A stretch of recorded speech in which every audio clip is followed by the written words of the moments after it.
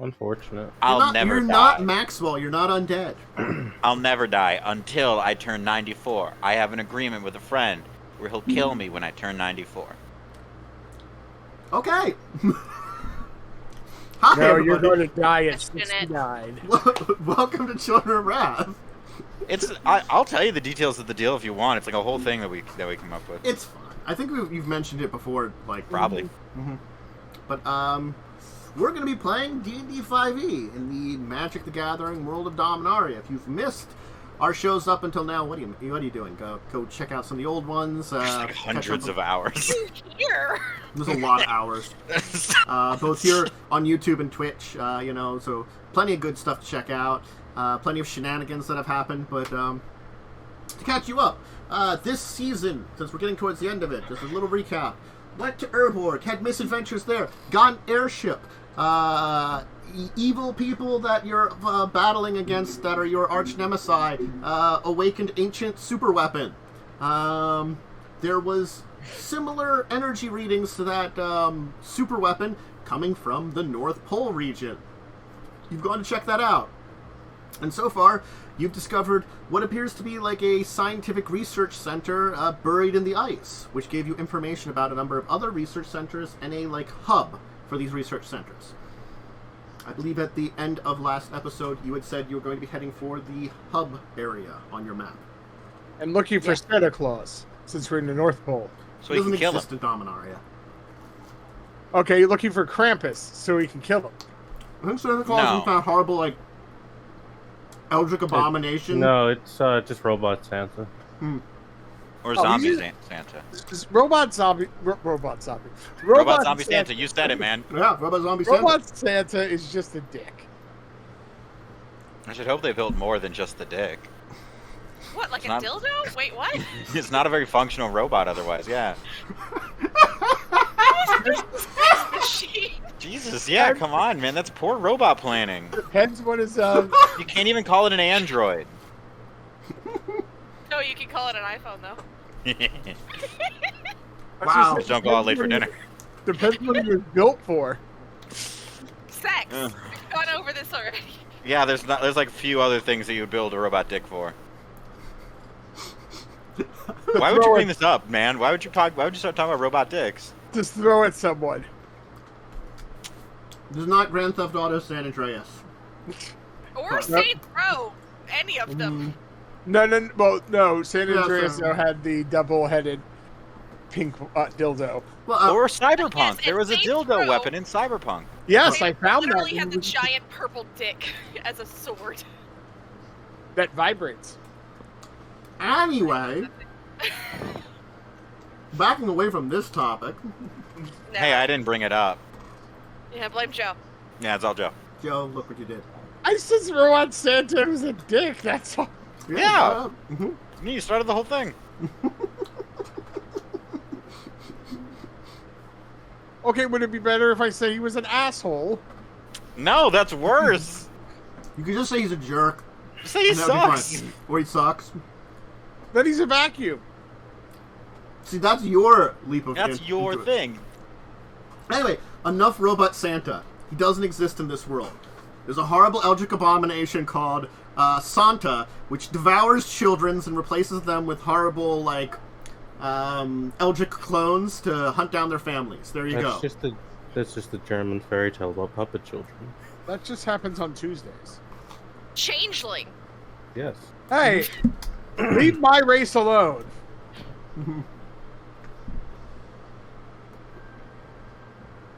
Anyway, you were heading to another location. You were getting out of a hole in the ground where there was horrible things buried in the ice. And a place. Yep. Mostly buried in the ice. So, it does not take you very long in your airship to head forward and to approach the, of course, coordinates that you have, the information that you have. It's just ice. You see no signs of anything. You are very close to the North Pole now. The magnetic pole of Dominaria. very few probably are up this way. Probably certain shamans may approach this area. Whatever strange, wild, eldritch beasts roam the wastes up here. Certainly the frost dragons that live up this way could come about here. But for... there really isn't many reasons to have like a scientific kind of thing up here in the first place, at least as far as modern Dominaria goes. So certainly, no one really comes up this way. But you see signs of nothing. The area is just a couple of like mountains poking out of the snow, and then just nearby, like miles away, and then just ice pack, like the glacial ice pack over the entire area.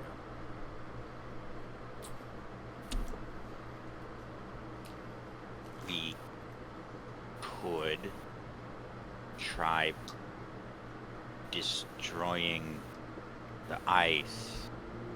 But we also saw that, at least in the other location, there was things buried in the ice that we probably don't want to let out. Shouldn't disturb the ice.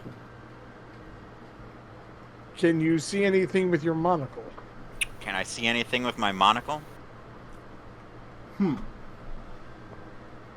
Fortunately, it's very hard to tell, because this place is a hotbed of, well, magical energy. Honestly, it is the North Pole. There's massive amounts of magnetic energy and magical energy flowing through this entire area here. What if I say please? Well, give me an Arcana check, also with disadvantage. Arcana with disadvantage? Mm-hmm. Sec. Okay. I'm gonna bump that up to a 19. Okay. With the 19, certainly there's a lot of layers of energy here. It seems like, similar to some of the other places you've seen before, this is certainly like a nexus of a number of the natural ley lines. And the energy is strong here. There does seem to be a couple other energies kind of in the area, but it's kind of hard to tell them apart or what they are. They could be anything, unfortunately. But there is other energy patterns here that are not just the ley lines. It's unfortunate just the ley line, the natural ley lines are just overshadowing the mana energy there. How close do you have to be to sense other place? How close do I have to be? Like 30 feet away. Like, you gotta be, Yeah, I figured. like, you know, it's close range. It's like detect magic, but with artifice. Mm-hmm. Yeah.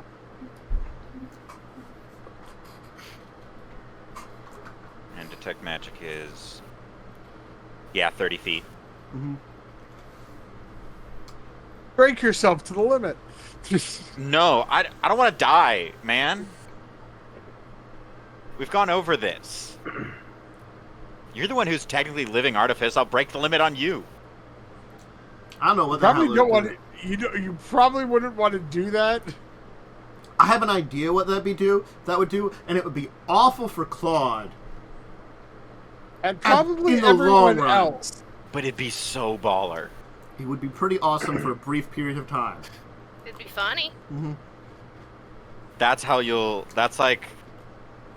right above tear another hole in reality on the list of plans. Mm-hmm. Is Limit Break Claude. Yeah, especially, considering there's a lot of evil souls in me, too. That's Might why it's let one of really them low out. on the list. Can you give me a perception check, Kaz?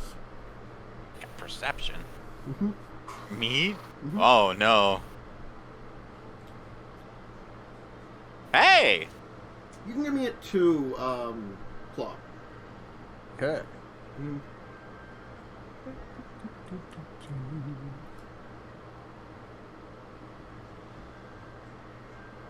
Nice. Okay. So, No, that sucks. Kaz, Hi. I rolled a 3.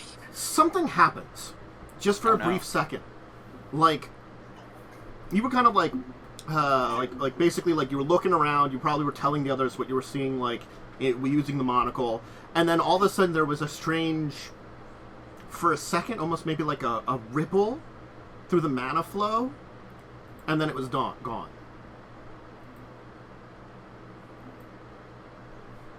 A ripple. Mm-hmm. Okay. I would like to descend down to investigate to see if there are any natural or unnaturally formed ice caves in the area that might give us a better idea of what the fuck is up. Kyle. Okay. You can certainly descend to the ice sheet below. We're in an airship. What does it matter? Mm-hmm. If you don't want to descend to the ice sheet and actually like land, I will need survival checks with disadvantage because you're not close. Because it's basically reading a glacier ice flow and trying to find, there will be caves, but caves that seem unusual. Can we like set it to hover and then take the Thopter down as a landing craft? You could just drop ropes too, or either would be. Oh yeah, let's just drop fucking ropes. Yeah, you have a lot of rope. You talked about having 1 billion miles of rope last time. We do have like 1 billion miles of rope. It's damn true. Probably even have more on the ship itself. Rope is a dime a dozen. Yeah, you could drop ropes, get down to the ice flow, and certainly start looking around. I would need then survival to basically try to like read the ice caves, because again, it's a glacier. There's going to be ice caves and fissures and all kinds of crap like that all across it. You just have to find one that seems different from the others. Well, I'm assuming Cole probably has the best. Yeah, who has good survival? Possibly. I have a Goose egg. Check in a moment. I accidentally deleted. That doesn't matter. Your character sheet? No, I cleared out my Roll20 and I deleted my token image for this character sheet by accident. So I'll have to re-upload it eventually. My survival is a 1. Oh, I have a better survival. I have a 6. Yeah. You're doing this. Okay, does anyone want to assist me? I can assist. I have 4. Okay.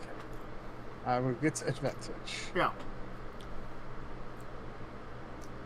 No? Oh, there it goes. Ooh.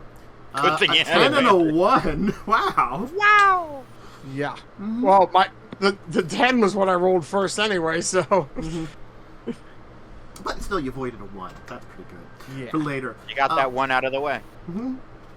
So, you'll kind of begin looking around and searching the area. And certainly, it's a glacier.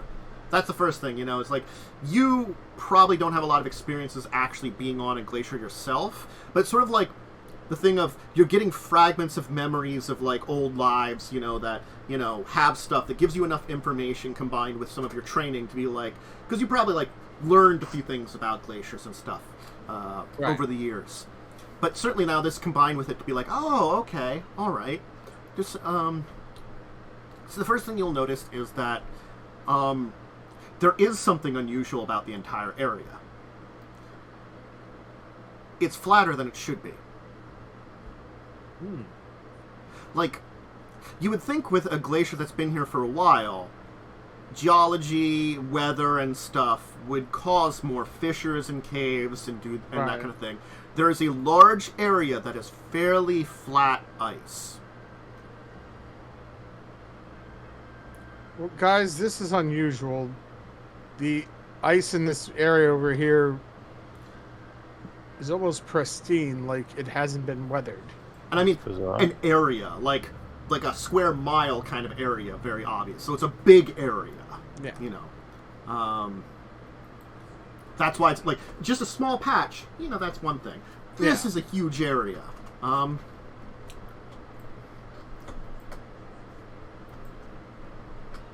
Is metal? It does seem to be ice when investigating it.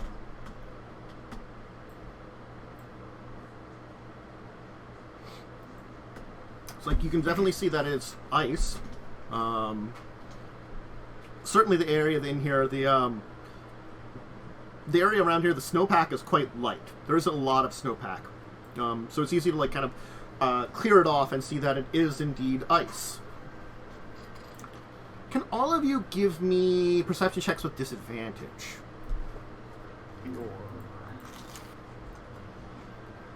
Perception with disadvantage. Okay. Mm-hmm.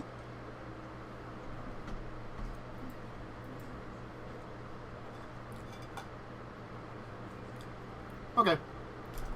What about cash? Okay. Slash roll.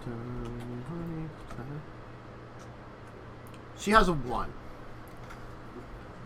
So she sees nothing. It's not blindness. Worth a shot. Mm-hmm. No, she's... I'm just gonna roll something else here.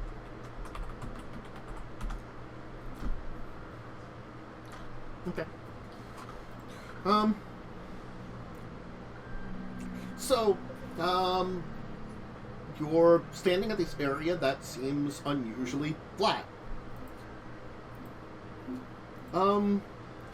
Anybody else around here can give me a nature check, actually. Nature? Not me. I will try. But a -1. Shout out to the two crew. That should Okay. not have been disadvantaged, It's but a 9 9. still is not good. Yeah. We don't need it. It's a 22. I do Sure. too. Carrie, you kind of take a look around and investigate this, and there is definitely something that you can tell. You traditionally don't have a huge experience with large ice like this, but you've had some experience with ice in the past, you know? There's plenty of pretty cold winters around your home, you know, here and there sometimes. And, you know, in areas where ice like this is usually created by an external force, you would think. Something, now it could be a natural external force, you know, things like it'd be, something is, like, partially melting the ice, most likely, and that is refreezing in the extreme temperatures, causing it to be this smooth. Could be Okay, that there's, like, a volcano down there. Could be artificial. Go ahead. Okay, so I'm not exactly the expert on ice, but ice like that is typically made by it reheating and refreezing. So there's probably some sort of heat source underneath that ice or something like that. I don't know if it could be what we're looking for, but it's weird. What I'm hearing is this ice is safe to melt. Probably. Actually, I don't know, but worth a shot. I would like to melt this ice. Okay. With what? I have a lot of fire magic. Mm-hmm. It's a lot of ice, I assume. It is a lot It of is, ice. but we don't need the entire field to melt. Mm-hmm. We can make a tunnel using firebolt. A lot.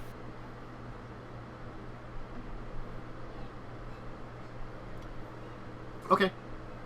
Now, my firebolt at this level Mm-hmm. is quite powerful. Also have a spell called Firestorm. That might be too much. This is a storm of flame. It'd be 61 fire damage. Okay. My firebolt is 3d10 plus 1d8. The only problem is, isn't it just going to create a puddle? If it's continually concentrated, then it'll create a tunnel. That's not easy to do, but you can work on that. Or I could just make a flamethrower. Hey, does anyone have the moving water spell? I forget what it's called. Shape water. Yeah. I don't have shape water. Damn it. I mean, if we have some buckets, I could make some unseen servants. I am almost entirely fire-based. Well, someone's yelling. they have off tomorrow through Monday, so Ooh. my niece is going to be loud in the background. Hmm. The only other thing I could say is I could go big and try to chisel through it. I mean, we could, if we just want to break shit, we could pop back up to the Hellkite too and blast it from the air with all my fucking Force Ballista. But, you know? Yeah, I got nothing. I have Wall of Fire. Other than my firestorm, I've got nothing. You want fire? I got fire. Can all of you give me another round of perception checks with disadvantage? Sure, I theoretically have an idea. I'm not happy with this. God, that fucking tracks. Yeah. Perfect. Okay, And cash. and I will roll for cash. I will laugh if she gets the best out of all of us. She rolls pretty decent. Let me Yeah, roll actually, something I else think there. she got second. She I'll got. give her She that. did get the best. You did get the best. I'm like, you can easily notice that like Kesh like looks for a second and then kind of shakes her head. Sorry, just I think it's just something moving in the wind. Thought I saw something moving for a second. Where? Out that way. There is a little bit of wind. As I said, there is still some like a little bit of snowpack in this area. It doesn't tend to get very big in this area. Like, you know, just the wind blows it around, and there isn't a lot of precipitation this high out this elevation. Yeah, we're in a desert. Yeah, Yeah. yeah. I'm so- also just very wary of if there could be something.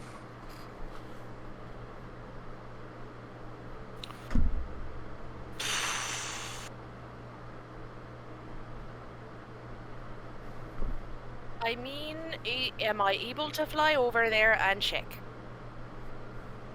Sure. I mean, it's just an open patch of snow area.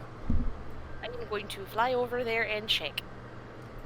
Just looks like snow. You can give me another disadvantage perception check since you're kind of flying over in that area. I'll let you do that. Not gonna go well, yeah. Yeah, it's just more snow and ice and cold. Honestly, like I'll tell you, the weather conditions pretty extreme up here. Your cloaks of like endure elements kind of work mostly. It's kind of on the top end of or the low end of. We're not getting frostbite, but we're It's still very cold. unpleasant. It's chilly. Mhm. Yeah.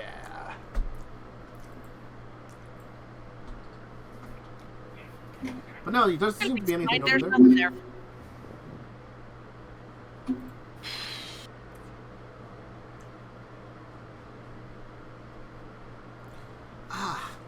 You'll see Kesh actually hold her head then all of a sudden. God. Sorry. Headache. Just a little bit of a headache. You're not feeling like you did before, are you? I don't think so. I don't get a lot of headaches, but I think most of my inside my head is still me. So I can.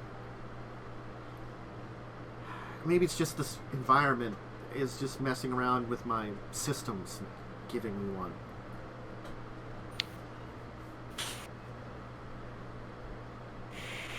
Do I think we need to hurry up? Yeah, this is an oddity, and it's almost definitely irrelevant. But there's jack shit we can do about it. Right? Unless, can I just investigate? Can I roll investigation to see if I can find shit around here? Sure. That's a normal thing to do. I am not great at that, so. I rolled bad, but I still got a 17. You still got a 17. So you kind of starts looking around, like moving snow out of the way, just to see like if you can find anything like that.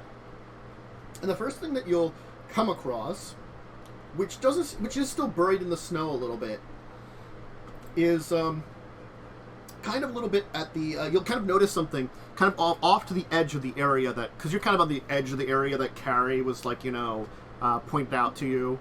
Off a little bit off of that edge in the snow, seems to be the bones of an ice dragon. Bones? Bones. TV show? No, but close. This ice dragon could know about other bones, but it's very dead and also skeletal. Well, we're gonna have to do what they do on bones and do a whole investigation on these bones. None of us are forensic scientists. No, but I am an engineer and an arsonist. I could dissolve them. I'm pretty sure there have been engineers and arsonists on the show Bones. Definitely. Probably. And Bones canonically exists in a universe with magic. You forget that. Because Sleepy Hollow was in it. So, Bones. I mean, Zooey Deschanel's sister is in it. I always forget that. She was also in Spider-Man 2.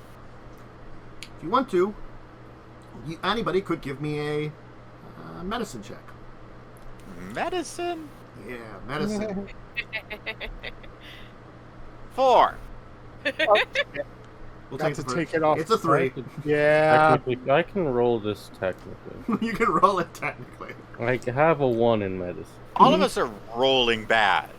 Hilariously, yeah. That's a yourself, 12. motherfucker. I'm just gonna roll this d20, because I can. Well, I mean, like... God damn. So, like, all you're looking over that, and, like, Cash kind of, like, looks over the bones and be like, something's weird about them. I don't know a lot about dragon bones or anything like that, but there's weird snaps in them. In some places. It was I don't- murdered. Maybe? I don't want to mess with whatever could snap dragon bones. Well, they're really subtle, and she'll kind of like point out something that, like all of you passed over as sort of like that must be part of dragon bones, but now like when she points it out, there are these like holes that seem to go straight through the bone.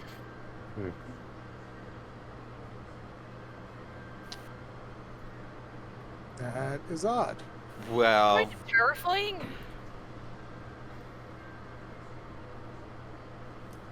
You know, I'll give Don't me worry, another I'm not- disadvantage perception check. you're gonna keep doing this until we see something, aren't you? Well, I'm having Something. things. The more you don't perceive something, 17. the more I'm having stuff happen. Oh, 26 and a 4. Fortunately, let's see, 17. You know what? To make you not have to worry about it, I'll Sure. make it a 22. Okay, you're giving it a +5. I'll take Yeah. that. For a second, you also think you see some kind of movement, which could be like, some snow or ice, and, you kind of turn the direction of it, and there is that second of passing it off like Kesh. Then you focus on it, because you're like, let me check just to make sure. There's something there. Something you can't see. But you can tell it's somewhere nearby to you. If I put on the monocle, can I see it?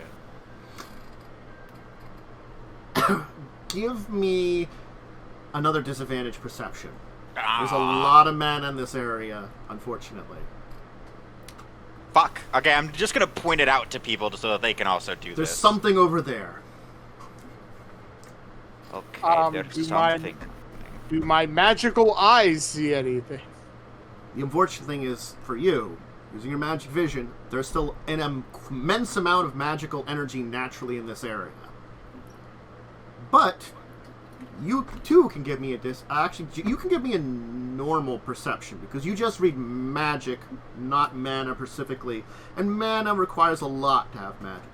So you have an advantage in this situation that just gives you normal perception.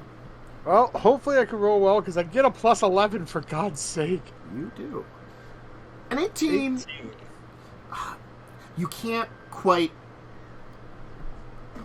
zero in on it, but certainly you can tell by some of the offshoots of energy that somewhere over in that direction is something invisible. It's sort of like... it's invisible? Yeah, there's something invisible. And it is not... And it's like... Oh. As you cast that, you will see there's about half a dozen strange floating machines with kind of like each about 8 limbs with strange devices attached to them, and these gigantic kind of almost like lens shapes in the front of them, kind of watching you. Oh. Fuck. What's going on?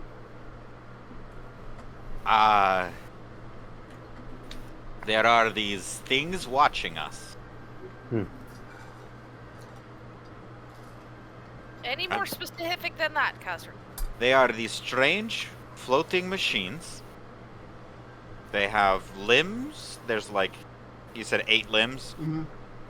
We're talking, they look like a probe droid, right? They're very probe droidy, yes. Yeah, very probe droidy. Can you tell with your sense artifice what they might do? You know, that's a good question. I'm gonna pass that off to the DM.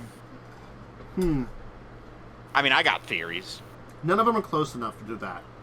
They seem to have a distance from you and are just sort of observing. Can I approach? Sure. They will seemingly back away, keeping the same distance. No. I cannot tell. They're too far away. And they are watching us.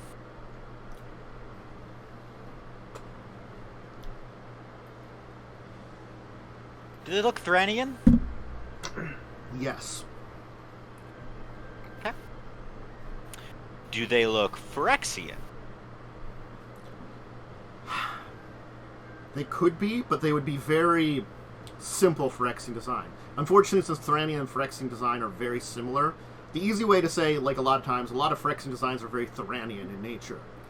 Okay. My point being, I'm trying to figure out if these are from these science locations, or if the assholes are spying on us. That you can't really tell. Yeah.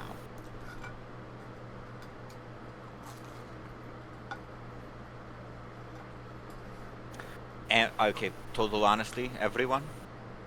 And I'd like your input before I do anything rash, because I think that's a responsible thing. Agreed? I've never been responsible in a day in my life, so I don't know. Would very much like to shoot it. I think that's a bad idea. Okay. Yeah. Okay.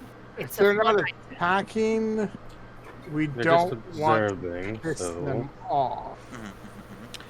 Open to other suggestions.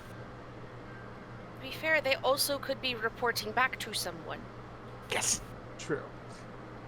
Can you draw a picture of one? I I might can be able do to see better than that. I can just fucking magical tinkering and a static visual image of one. If no one has an objection, I could see if you know who has an idea what this could be. I have an objection on moral grounds, but not practical ones. They're often my objections. I have many objections. However, sure. Do any of them pertain to this specific situation? Many of them, yes. Okay. That's Well, if you have so surprising. many fucking objections, what's your plan? I'm sorry. You're right. No. Yes. My head They again. might be messing with her head. Okay. I think you're maybe right, because I think I'm getting a message. As soon as you showed that image, it started happening. I think they know that you noticed them. Well, obviously, I walked towards them.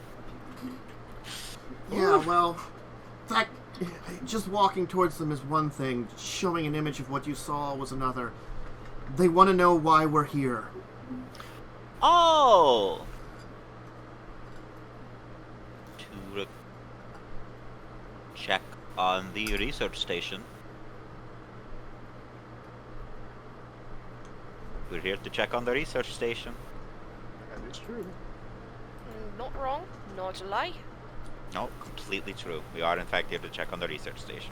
Who sent you? Ourselves?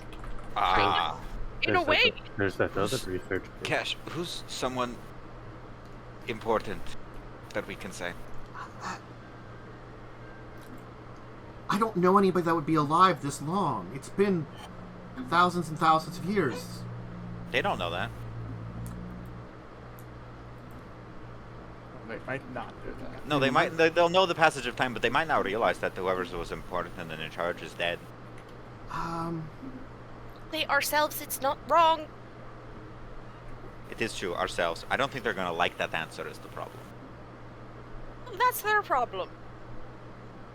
Worried they'd make it our problem. Well, don't let them. Any objections to me not letting them? Let's see what they respond and go from there. Let's not antagonize the situation. Once again, the path of violence has been voted down. We can't be violent all the time. Sometimes we've got to be not violent. I'm not good at diplomacy. I can That's talk. why we have Claud. Okay, Kesh,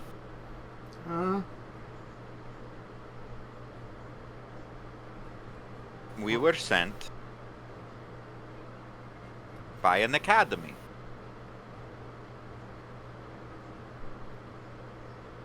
So technically not wrong. Yeah. For scientific inquiry. Alright. Legitimacy. We're graduates. We're grad students. Yeah. It's asking why no one has approached this area in 9,783 years. A lot of time. It froze over. Forgot.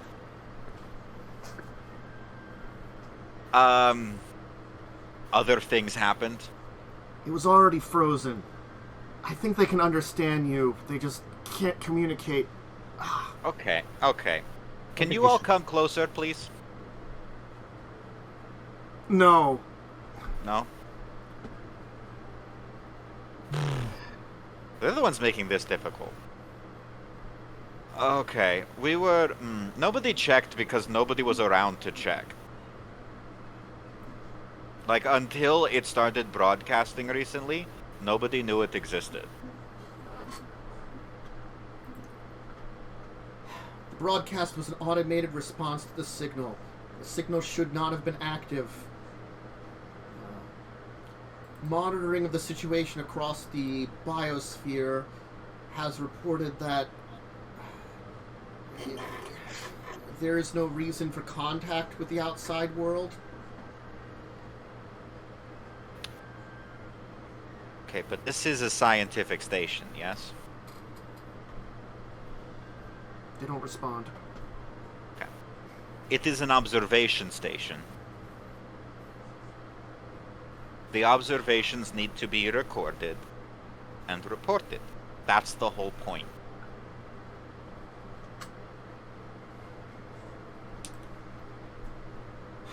There is no point to lessers knowing anything about our research. Wow. Between the... Oh, they're racist. Yeah, so between the Phyrexians, the guy in Claude's head, and these guys, we're just blasted on all accounts. Well, their society did downfall because of their hubris. Yeah, wait, what about you, Cash, though?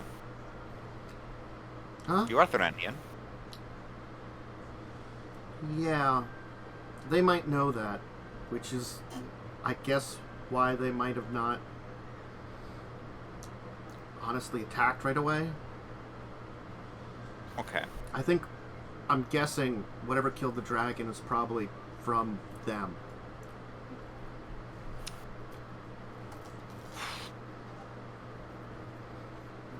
I'm not lesser. I don't know how to prove that, but it's true.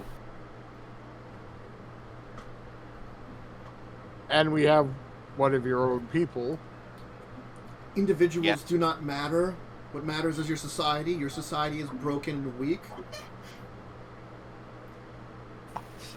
I really want to kill these things Not now. wrong. The worst part is they're not wrong. Yeah, but I'm still insulted. I am also insulted. I've gotten rid of a lot of the rage, but the rage is still there. Oh, But you're still just a rat in a cage? Well, I can become a rat. Would you like me to become a rat? I don't think that'd be useful. Okay. Okay. Then I will not. fuck society then. You're not dealing with our society, you're dealing with us. I am an exceptional goblin. I have proven this on many occasions.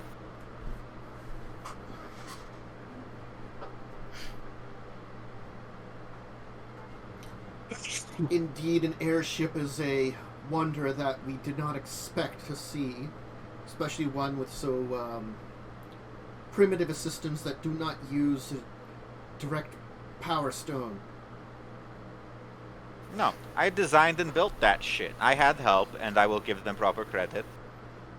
This is Cash and Carrion. They helped build the airship. All of our names start with the same consonant sound. It's a thing. Built it, designed it. Exceptional. All of us are exceptional in one way or another. It's a thing.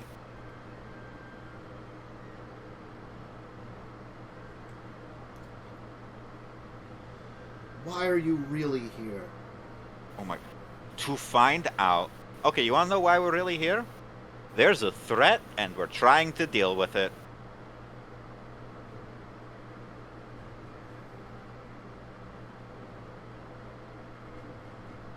Acceptable.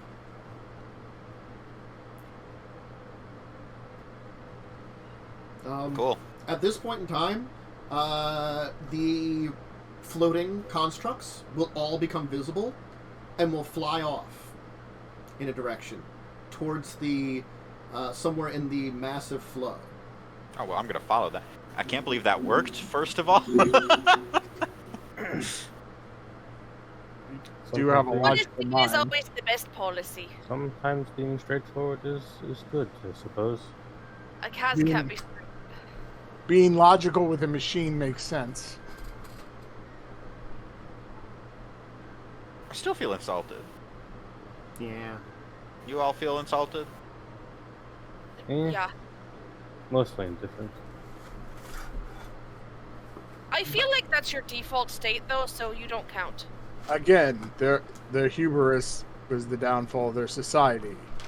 I'm not surprised. I'm not really insulted. I'm pretty much was expected such attitude. I mean, like, you want to talk about a society that's broken. What are they to talk, right? No offense, Cash. None taken. I mean, I knew about their end. I know. I don't want you to think that I'm just lumping you in with that. No, of course not. I said for a reason that we are all exceptional. Anyway, let's go follow them. Sure. Get the information we need. You will be led to an area of the ice, where they will all kind of be hovering around for a few minutes before, like, you'll see something emerge out of the ice. Almost like melting its way through the ice. This kind of strange metal tube. You will see a number of these basically probe droids fly inside. It kind of close up. A few minutes later, open up again. Some more fly inside. And then finally, one will remain, which then it will be kind of turn towards you. And wait. I guess we're being welcomed. Let's go. Okay. Come along. Alright. You will enter into basically the elevator with the Nice. probe droid. Yeah. And it will go down beneath the ice. You will also then feel as though the entire thing shake, as most likely you're guessing the shaft that it was basically part of is now also withdrawing behind you and sealing up the ice behind it. Oh, one-way ticket. It'll open up again. Well, one-way ticket for now is what I mean. Sure. Yeah. For now. We can get out of here if we need to. Questions? You will actually enter down. It'll stop and kind of open up, and the probe droid will float out down what looks to be a metallic hallway. I'll continue following. Yep. We're going. You will see a number of basically metal Thranian soldiers on parole in this area. They seemingly are heeding you no mind. Oh, that's probably for the best.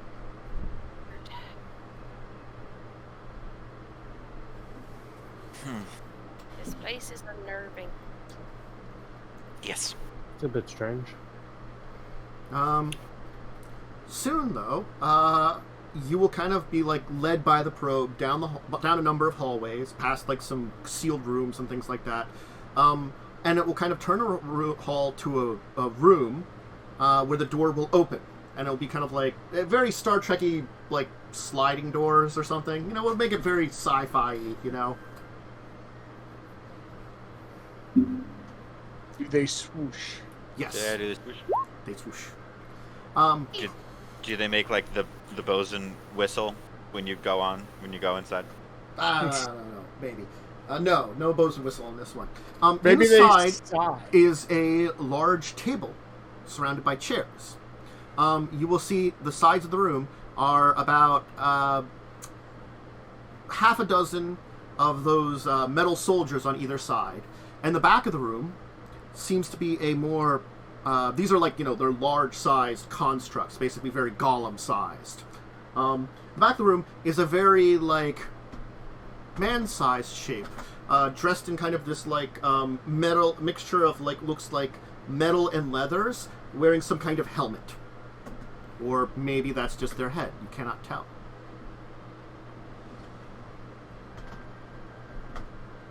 I guess we'll approach. Sit, travelers. Are there chairs? Yeah, as I said, it's a big conference table. That doesn't necessarily mean there's chairs. Yes. I I just mean, want to it'd be be kind of pedantic. weird if he was just sit. And sit on the table. Mm-hmm. And I'll sit in a chair. Okay. Yep, me too. I can be civilized. I'll sit on a chair. I almost said table. It has the figure is just going to start walking around the table, pacing around you, kind of watching you and speaking to you. It's been approximately 5,872 years since we last had a visitor who managed to communicate with us successfully.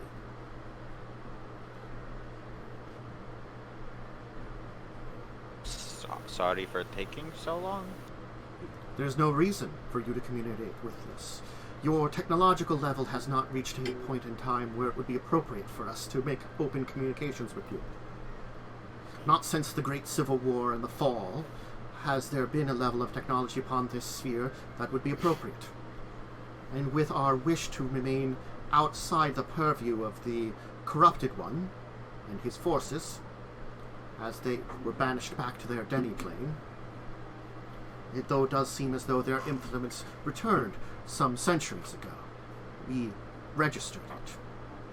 Yes. Yeah. The invasion seemed to be unsuccessful for rebuilding a new Thran, though their vision of Thran is not ours. So, There are still leftovers of them, though. Mm-hmm. That matters not to us. It might, because it might be the reason why we're here. Certainly, Yes. the reawakening of the Sky Fortress Castilian is unnerving. Thranian technology in the hands of any of your primitive minds.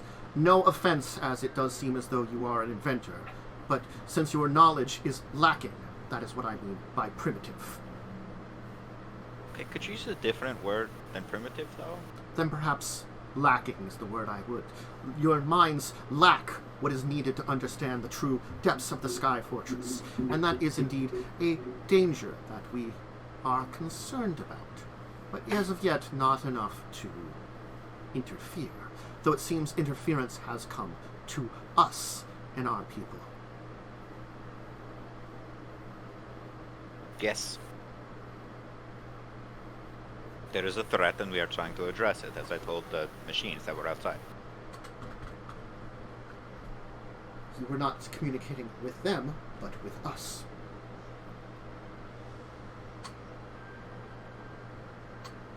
Look, all cards out on the table here.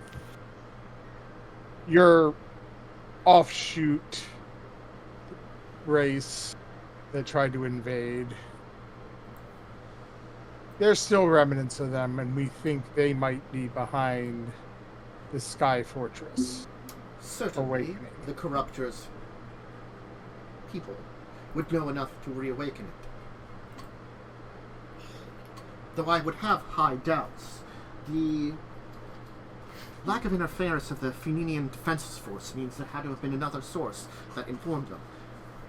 Ancient records, perhaps, that they would have discovered. Archaeologists who discover things. They've been digging around for some time now for information on Thranian and Phyrexian technology.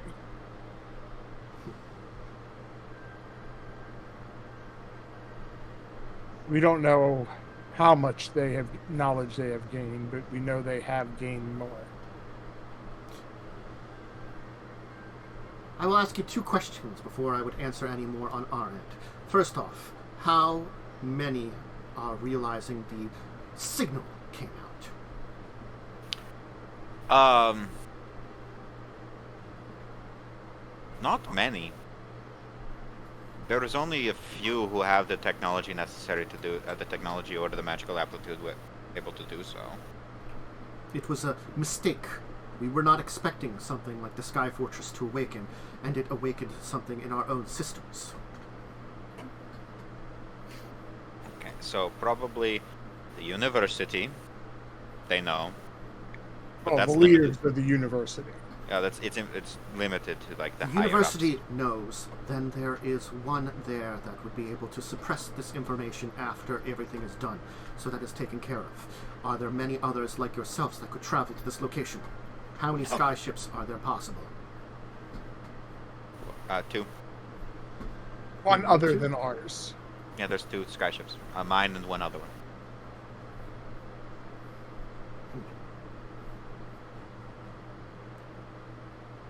Very well. Then we will not exterminate you for finding out our secrets. This Thank is you. acceptable for now. Since the precedent was set 5 millennia ago, it is fine enough for us to remain on it. Though it has been surprising that our contact has remained for this long.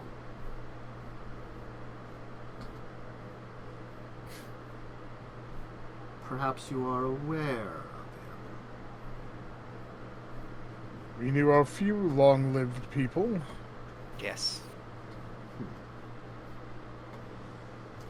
5 millennia? That's a... Possibly the one... Does their name start with N? No. Okay, so not him. Your mentor's not that old.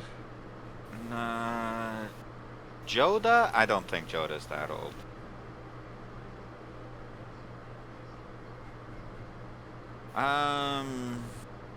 Dolmar Duel, maybe? He's not that old. He's not that old. That old? Kesh is that old, but she doesn't know. It was interesting to see one of Thranian descent, especially one this heavily modified and changed without signs of the corruptor among them.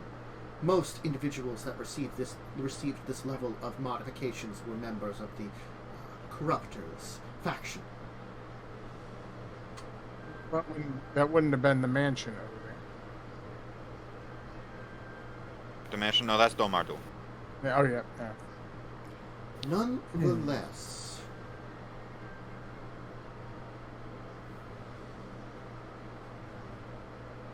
Anyone from the other Sky Show? nonetheless, The dragons? The elder dragons? Elder dragons were extinct mostly by the time our time came in the previous ages. Now, they're saying someone of Thranian origin now. No. Or, Who do we know that's old? well, Nim was the first one that came to mind. Of course, but not him. Squeeze not... I don't Squeeze not that old. This is the kind of trouble Squeeze would get into. Squeeze not that old. Joda's not that old. Anyone But I from make that sure ship? about that. Anyone from that ship? From the Weatherlight? I Yeah. don't think so. Does it really matter? I don't know. I don't think so. I think we're okay. So, you came looking for what? Answers, and you discovered us. Yes. Look. The Castellion, that's the name of the ship, right? The Castellion? Sky Castellion, Fortress. the Sky Fortress Castellion appeared. We have a decent idea, we know who did it. They are a threat, they are a known threat, who ally themselves with the Phyrexian Corruptor faction.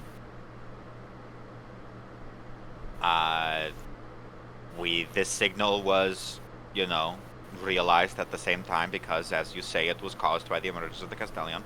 We came to investigate to see if either you would have some more information on the Sky Fortress Castellion, because there isn't much that we have, or any way of possibly helping to combat the Sky Fortress Castellion.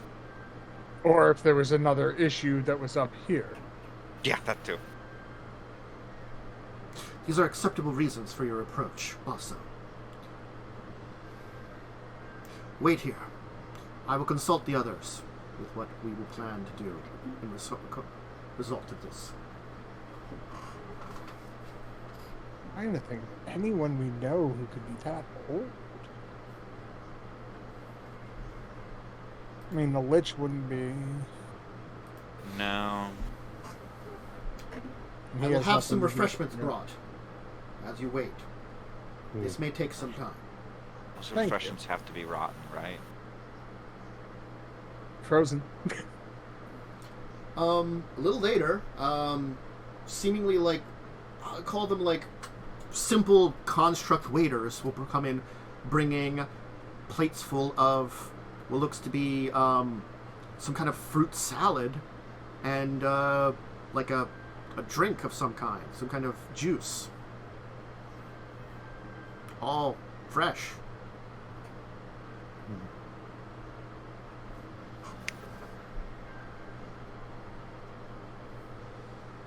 Huh. I like food. Yeah. Fine. It, Tend to prefer meat, but if you Santis, sure. because I'm just I'll probably dibble at refreshments. I don't need it, Yeah. but I'm really trying to figure out who they might be talking about. Could I make an intelligence check at all? If anyone Sure, make pops an to intelligence mind? check. yeah, Kaz is smarter than I am. Yeah. Okay. I'm going to tell you something here. Easy something. Regardless of who it is, there are a couple of people that might fill that thing. They also might not know the same name as you. Yeah, true. So it might be Nim. And Could be Nim. he just- Could be someone else. There are a couple of people that you know or know about that have lived that long. But it could also be someone that, isn't necessarily the same person, but like someone that passed down a job or something like that, or knowledge, Yeah. I was going to start naming off some of the bad folks. Honestly, they just have a connection, not like a very easy direct one, probably. Gotcha. Yeah. I was going to guess Vool. Mm-hmm. Because Vool is the name of the fucker that's like leading all the other fuckers. Anyway. A couple hours later, the doors will reopen, and the humanoid figure will come back in. Assisting you is acceptable, but this will take some time. Well. Alright. Against my better judgment, you've been afforded entryway into our home proper.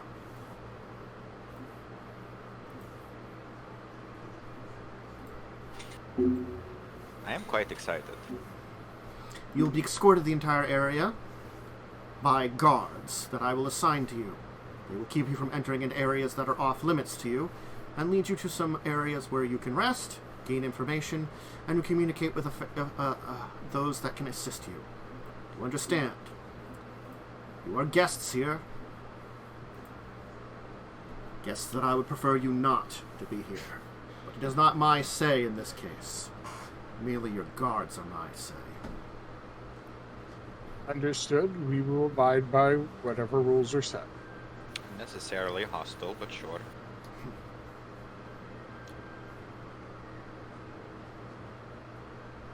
It will perhaps be thousands of more years before you, of the rest of the world, are at any point where you would be equivalent to even a spit of us.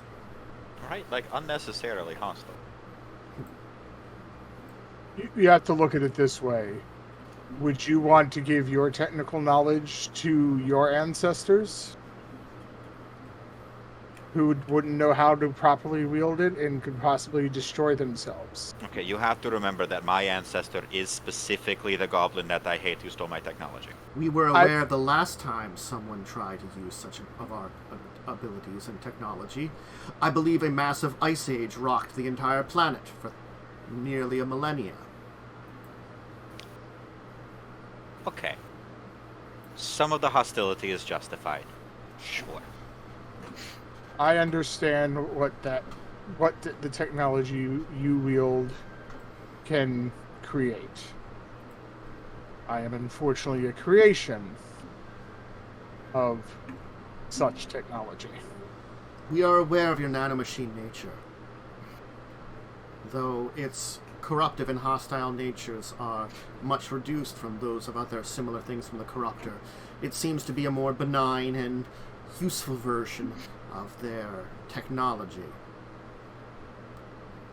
Honestly, it would have been much better to be similar to the natural nanomachines found in other versions of Thranian technology, but it seems as though ones similar to young one here are, well, sadly misplaced.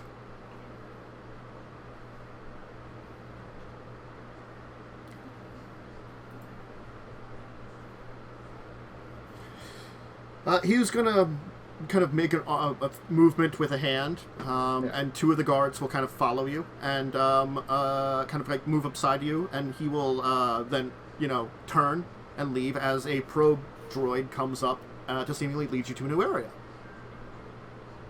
Okay. It leads you to a different elevator, another part of the facility. As you see, you'll see more of the metal guards and a couple more of those, like, humanoid figures with, like, the full outfit on. Like, it's hard to tell if they're, are actually people in there or they're just machines.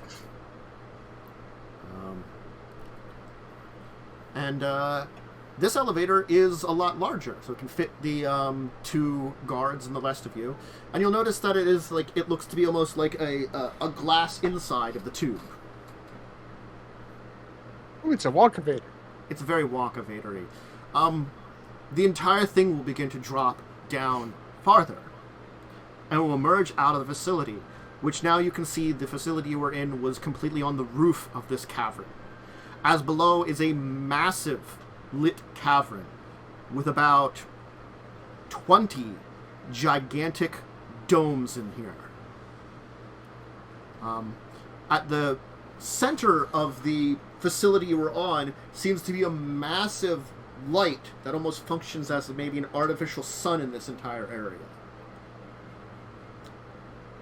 As you are being dropped down into what looks to be a small facility connected to one of the domes. There seems to be about maybe like a few dozen of these tubes heading down from the ceiling facility down to the various locations.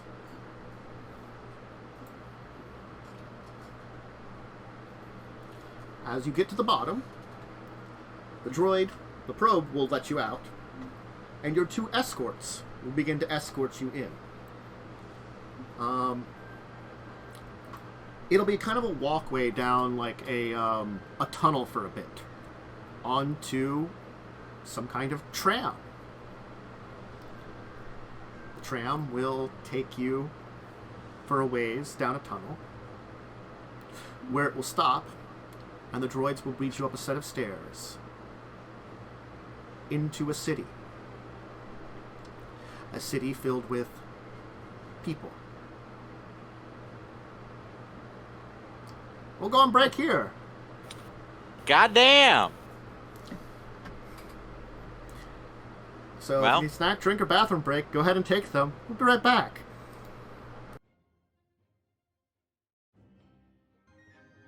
Boo, boo, boo. All right. You are in a, well, honestly, We're in Atlas. We're in Hope. We're in Atlantis. yeah, you're like in a strange, futuristic utopia kind of place. I don't think any of you saw that coming. Honestly? Not A little. completely surprised. Yeah, a little bit. Mm-hmm. Kaz didn't. Fish? A little bit. Okay, yeah. So, certainly the city is filled with people. It's a city, and you're coming up through what looks to be like some kind of like maintenance area that kind of lets you in. Your So they took us through the oh god, maintenance elevator. Yeah. The servant's elevator. That's what I was trying to think of. The dumbwaiter. We Yeah. took the dumbwaiter. Well, you came up from some staircase down, you know. There's a lot of, like, looks, but no one really kind of acknowledges you. It's more like a glance over at the strange beings from outside the dome. Mommy, look at the monkey people. Maybe a kid stares and points before getting drug off by their parent, you know. Probably, honestly. Can I flip off the child? That's rude. They might not know that greeting. Agreed. Fine, but as far as they know, I'm just reading it. That might mean something completely different here. Yeah. It might be a very nice thing for you to have given them. Well, there's only one way to find out, and it's by flipping them off. Ooh, it's a free bird.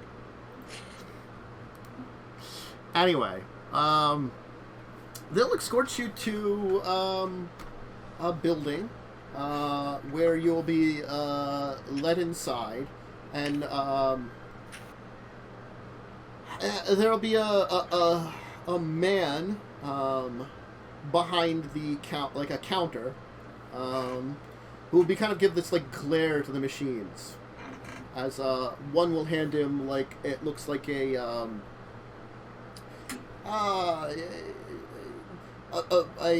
effectively it's like a data pad, you know, kind of thing. Again, like these guys have had like 10,000 years to like refine what Thranian technology is, so they probably like they're probably even more advanced than the Thranians were in certain ways. Other ways, not so much, because again, like 10,000 years trapped under the ice probably stagnates certain technologies and allows others to develop. Yeah. I'm sure there's not much nature down here either. There are trees. Yeah, there's the artificial sun, remember? You will see that their buildings are actually like built with like plants and stuff growing on them in certain ways. You know, they have a very mixture kind of thing of that. Honestly, because they are also under the ice, you know, and it probably keeps them an idea of like some semblance of not being permanently trapped under an ice cap because, you know, the rest of the world is a shitter. At least in their opinions. Yes.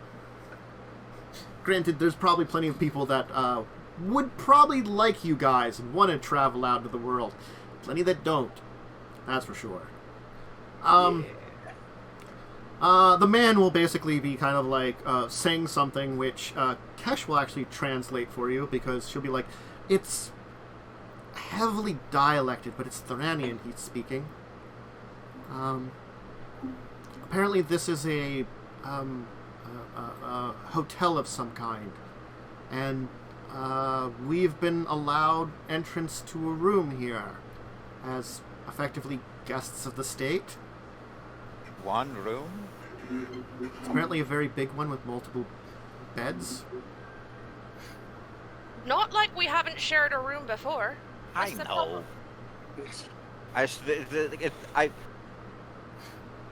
Hey, So long at as there's least- multiple beds, it should be fine. You get the at least penthouse they're suite? not- Oh, we get the penthouse? Oh yeah, no. There was apparently a vocal element within the people that are allowing you in that actually wanted to treat you guys really nicely. And then there's the guy who is like, fine, whatever, but I want death robots with them all the time that can alert the rest of my death robots if something goes wrong. Well, these people are just that Spider-Man meme of, I don't want to cure cancer, I want to make dinosaurs. They could, like, introduce so much good technology to help the world, but no, they don't want to do that. They want to live under the ice. They kind of are. Under the ice. Like, It's really nice. Alright. unfortunately, they really kind of are. They have a lot of really great technology they've developed, but unfortunately, after everything that happened and the multiple, like, apocalyptic things that have happened to Dominaria, they kind of have said, like, you know what? No. Screw these guys. We're just staying to ourselves.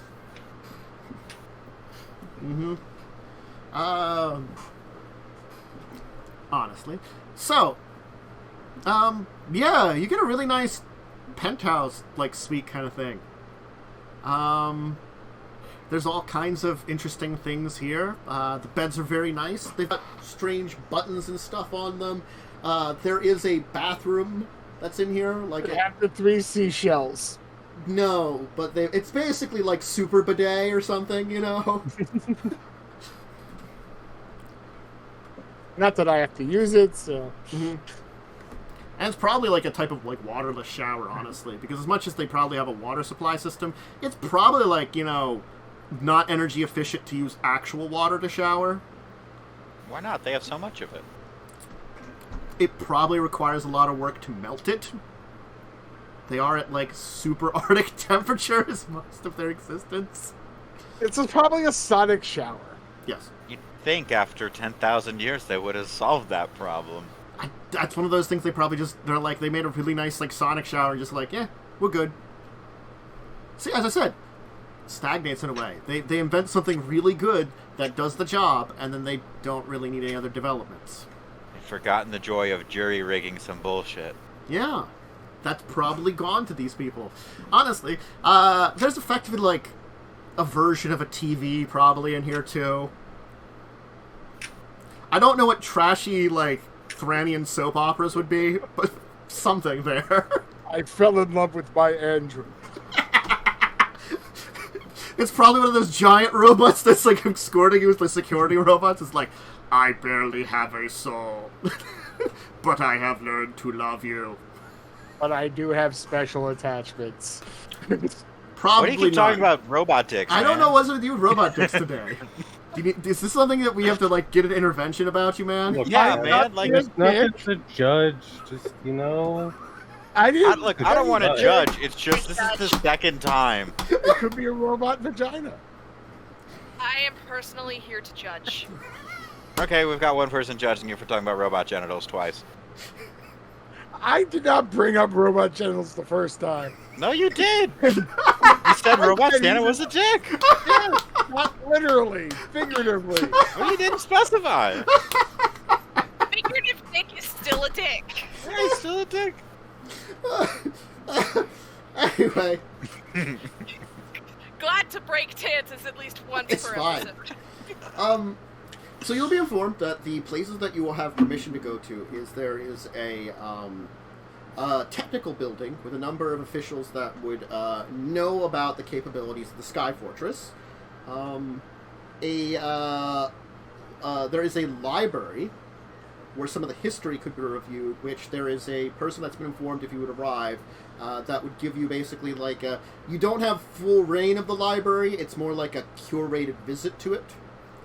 And apparently there is also a number of officials that understand you may be busy but wouldn't mind having a meet with you. Apparently probably the ones that are more on your side. Yeah. They want a meet and greet with, it's like, hey, we haven't had contact with people outside of ours in so in our entire lifetime, probably. We should let the charismatic people do that one, but God, do I want to be there. Look, all I'm saying is you shouldn't have the intelligence man go do any research. Nothing will get done. I will go do the research. Okay. I will. I'm gonna go I mean, I also want to spend some time at the library as well, but I will do the meet and greet. Yeah, I'll also do some meet and greet. So the two of you can go do the meet and greet, while the other two, where do you want to go right for the first one? There's the library or the research center. I'm doing research center. You can only do two groups, so Gary, you'd have to go with the research center together. You have two escorts, they were willing to each have one with you, and that kind of way. You can go to the research center first. I just want to spend at least 20 years in the library. No, I understand. I eventually want to go to the library too, so. Alright. Let's have the meet and greet first, because I like this one first. So, you'll be led to, actually the center of this city sector, in this dome, where there is, because honestly, these buildings are insanely tall. They're skyscrapers, effectively, in a lot of places here. Also, just for the maybe helping's sake, can we also have Kesh? Sure. Because she does understand the language, even though there are probably translators. Yeah, and stuff. I mean, I would take the time and just ask. Detect. Comprehend languages. Comprehend languages. Yes. Yeah. I would take the time and cast it on both me. Oh, actually, I can only do self, so I can cast it on myself at least.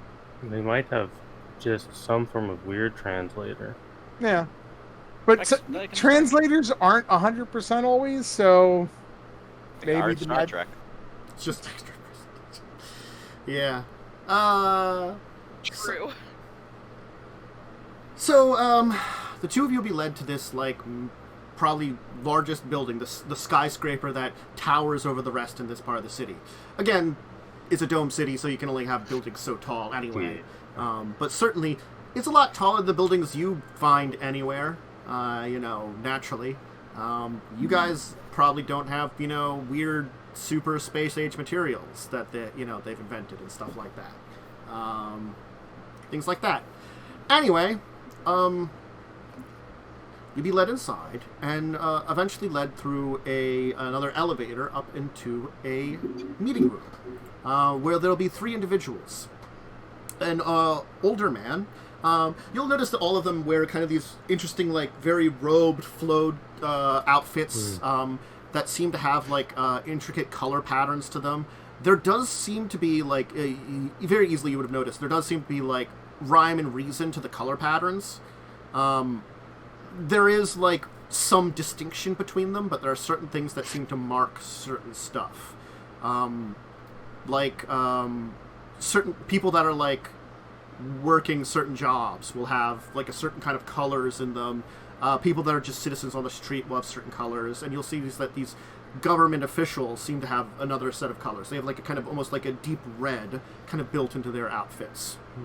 That's the kind of primary color. again, each of them has their own individual version of the design, so it seems like they've, like, maybe there's, like, something family related to that, or maybe there's, like, a bit of individuality. They may just personalize it. Yeah. But there's something that there is, like, a mark of where you are, maybe in society, maybe what you're working on. It's hard to tell on that one. Maybe a combination of both. Yeah. Like, if you're not on your job, you don't wear the same thing as if you're on your job. That kind of thing, too. Yeah. But anyway, there's an older man with very kind of gray hair with a kind of bushy beard. Older woman that kind of sits next to her, kind of with, like, a kind of black hair that seems to have a little bit of graying to it. And a kind of, like, a younger man who's wearing a pair of spectacles. And the three of them are sort of there. The younger man they will all have these, like, kind of weird discs that are kind of right here on the side of their throats. And, like, they'll kind of, like, tap at each one of them. And then the older man will start talking. Greetings, travelers from the surface. Welcome to our fine city here. Distillion has not had visitors in quite some time, and especially visitors that seem to have a knack for reinvigorating ancient technologies, such as your little group appears to have done. It is an impressive sight to see. Very impressive. Of course, you're probably wondering why we are here. The truth is, we were a outpost here in the north during the time of it. We were head of a number of scientific stations, and we were made to have a number of families of researchers and officials, and we were much more than just a simple outpost like the others around the North Pole were. We were monitoring the ley line flow and helping redirect it to the artificial moon originally, and the projects related by the energy storage there, which was a plan to redirect our own ley line energy, process it, and of course, energize Thranian civilization. It was never completed. Things started happening in the Thranian Empire and eventually led to some issues that caused a degenerate man whose name may be familiar to you, Yawgmoth, to find himself in a position of power. After that, the Civil War began, and there were a number of attempts to influence the outposts. We were forced to shut ourselves off from the rest of the outposts, cut them off completely, and, well, we used a plan that originally was meant to be set up for when this place would be eventually abandoned. It wasn't thought to be used forever. So we'd set up a system that would eventually destroy it and sink it into the ice. We merely altered things in a little while to just sink us down here. And so, a few hundred individuals has become the bustling city of thousands upon thousands that you see now, after all this time.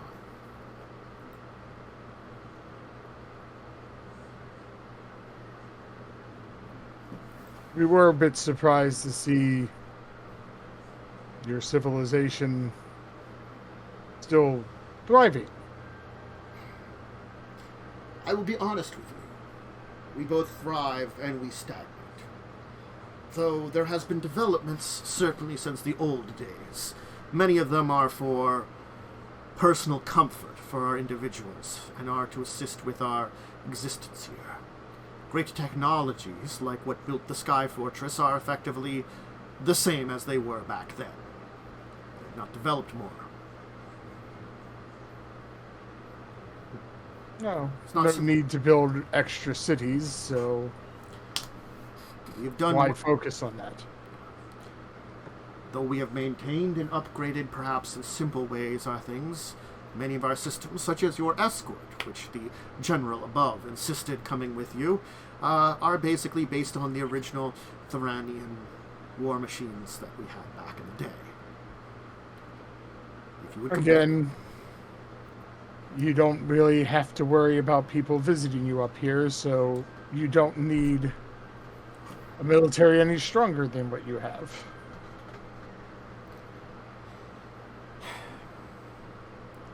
For many generations now, there have been discussions about what to do about the outside world.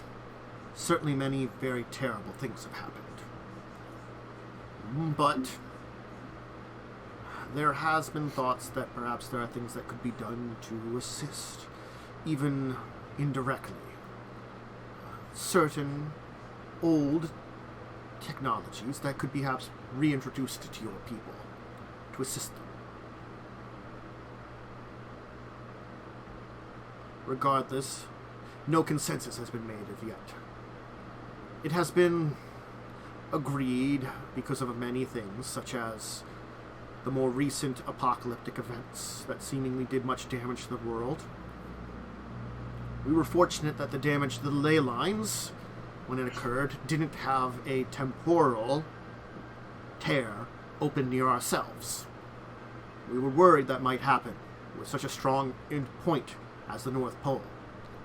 Fortunately, the natural strength of the ley lines and the damage that had not been done here after all the battles, since the North was mostly left alone by the various events, meant that we survived without having to worry about that. But we saw the attack of our formers, the Phyrexians, their perverse version of our own technology to strange and destructive means. Most of what we developed was forgotten by them, because it was not helpful, and the things that were remembered were based upon war. War machines, plagues, weapons of great destruction.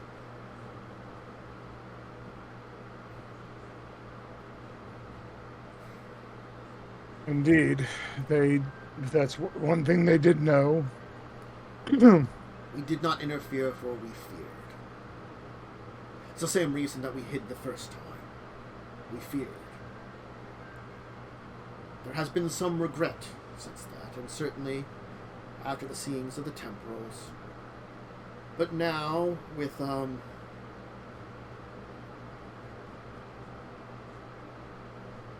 incursions becoming more and more frequent, honestly, there's still been much debate whether or not we should be involved with the outside world. As much as I would like to, at one point, open up, I do feel that it's probably still not quite right for time. There's instability, battles between your people. Even though much of your world is more united than it ever was, still, it seems as though the possibility for war between you still exists. And a civil war between all your nations, between all of Dominaria, is not something we would wish to contribute to again. Understood. Technology in the wrong hands can be dangerous. Yes. Personally, I do suspect that your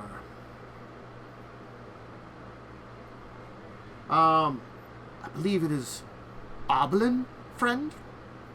Goblin, yes. He seems very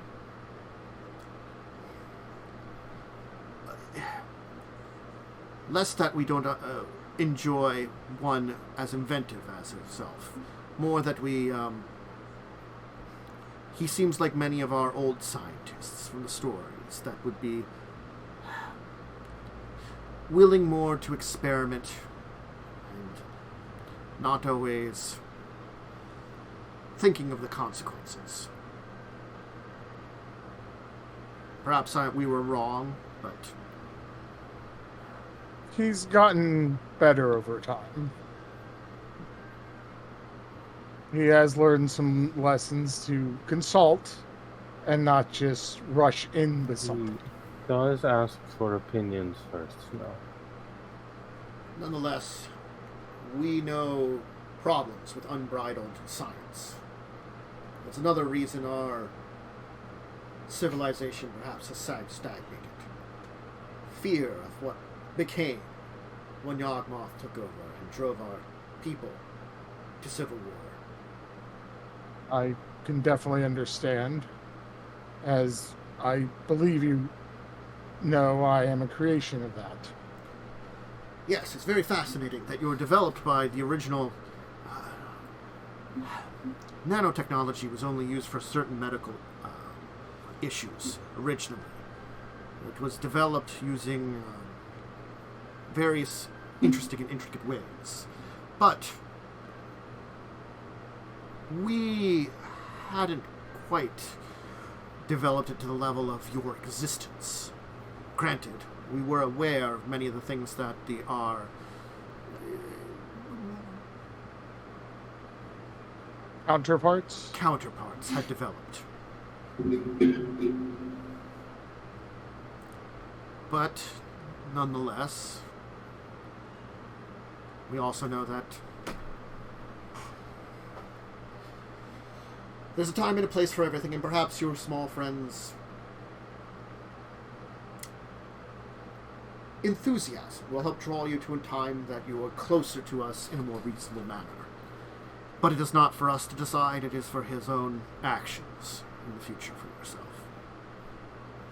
Look. Your college is a place of magic, but also of science. We have been aware of it since we were aware of the Great Destroyer becoming a planar being. Though our understanding of their exact nature has been not always 100%, we still have been quite aware of it to a degree. So, we worried about it, though it seems it's been in better hands as of late. Yes.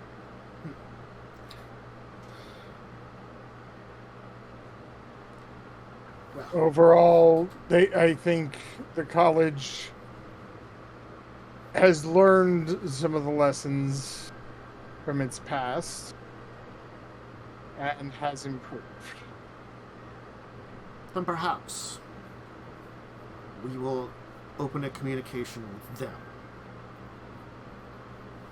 We will consider this. But for now, it seems as though your fellows are beginning to do what is necessary for your dealing with the problem at hand. We understand the Sky Fortress has been woken by individuals. Whether or not they seem to be connected directly with the Phyrexians, as you call them, we cannot tell for sure. There certainly has been no sign of massive amounts of planar energy related to them. They certainly have been here for some time, and have not displayed much of the warning signs of the great invasion that we saw in the past. So, once the signal was made clear, the Council voted on our direct involvement. It was not quite unanimous, but we came to the understanding that the Sky Fortress alone was not enough of a threat for us to become involved. Though it is Thranian technology, the fact is, after all this time non-maintained, the fact is that most of its systems probably are not perfectly functioning.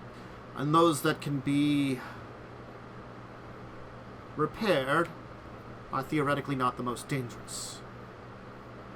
As far as we can tell, whatever would have been the most dangerous would have been removed with its scuttle.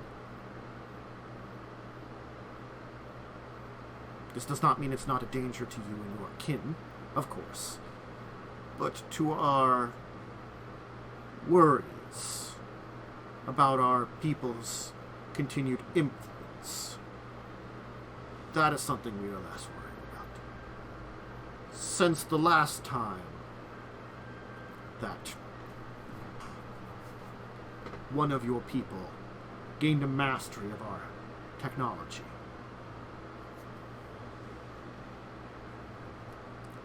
We are aware of the Great War that occurred, and the destruction and the environmental changes that occurred afterwards because of it.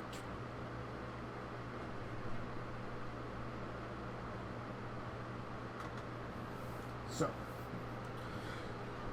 it was decided then, once your existence was brought up, that certainly your friends will be getting information on the Sky Fortress. We will assist you with as much as we can on the information on some of its basic designs, history, and other such information, which hopefully may allow you to formulate a plan, disable or destroy it.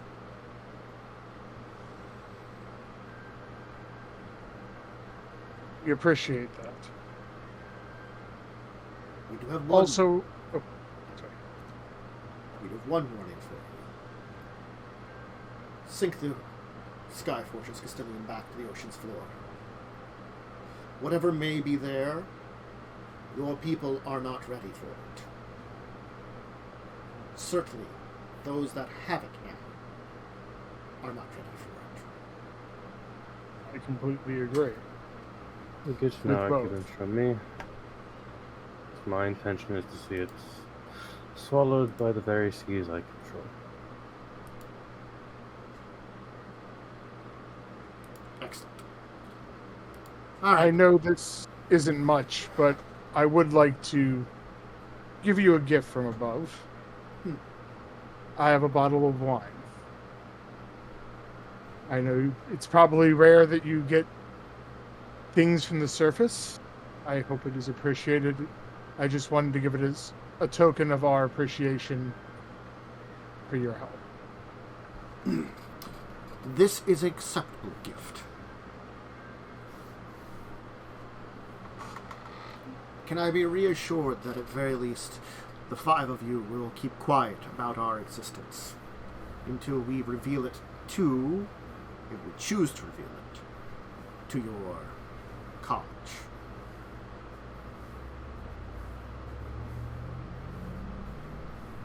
I completely agree that we will keep quiet about it. I don't think any of us wish your technology to get out into the world unless it is overseen. I, especially as being created the way I was, understand the dangers. Certainly, the biggest threat and fear that we would have is something like our weapons technology, though it is not quite as developed as those of the Phyrexians did. The Phyrexians developed weapons that were more for maximum destruction and death. Ours are still powerful. Certainly, I assume why most folks haven't adopted it is because of the horrors it could bring. Ours is, to a degree, more controlled, less fearful, more appealing. That is what we worry about. Grand weapons that destroy entire regions are great if you're conquering a world, but not so great for your petty squabbles with another nation.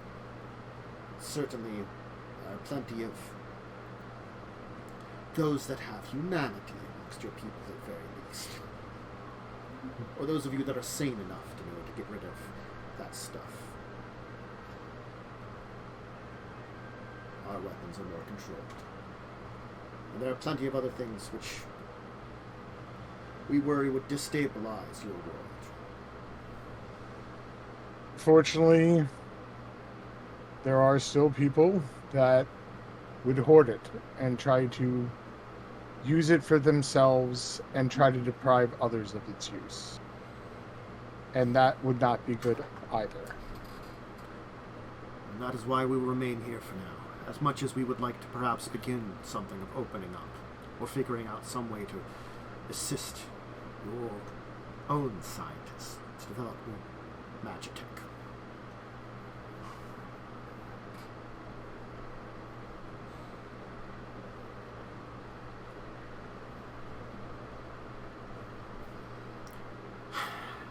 I thank you two for meeting with us. presume your others are less up for these sort of meetings and more for the science. They're the brains more than anything. We've I'm plenty of mostly a diplomat.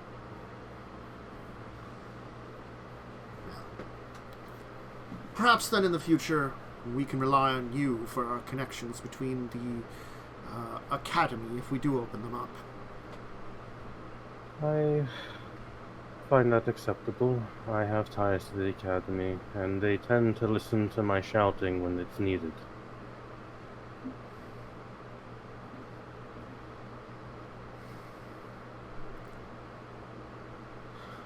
I'm just a survivor. But I will back up anything that Cold needs backed up on when speaking to the Academy if need be. You can rest assured your existence will remain a secret. I would not be a great spy master if I went around saying everything. Of course, if you do go to the academy, do reassure us, or send a hello from us once again, as communication is sparse, to the students of Madame Freylis. We were disheartened to hear of her passing.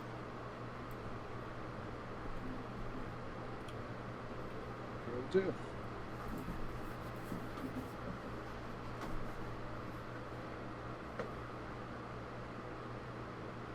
Alright. The other two of you are going to the research laboratory. You will actually be escorted to another one of the domes. This dome is a smaller one, and appears to be less of a cityscape.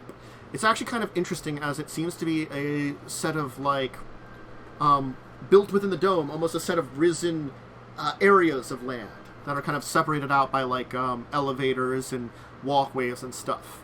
There seems to be on the upper levels farm areas. On the lower levels, buildings for science and perhaps factories for constructing things. This dome here seems to be a main source of a lot of production for the city itself. From farming to, creating many of the devices that they have, or maintaining them, recycling some of the stuff that's, used up. But you'll be escorted to what looks to be a laboratory of some kind. Where a kind of very, like, squirrely looking, short on the shorter side for a human, woman, and kind of like a, kind of coat, with a, kind of a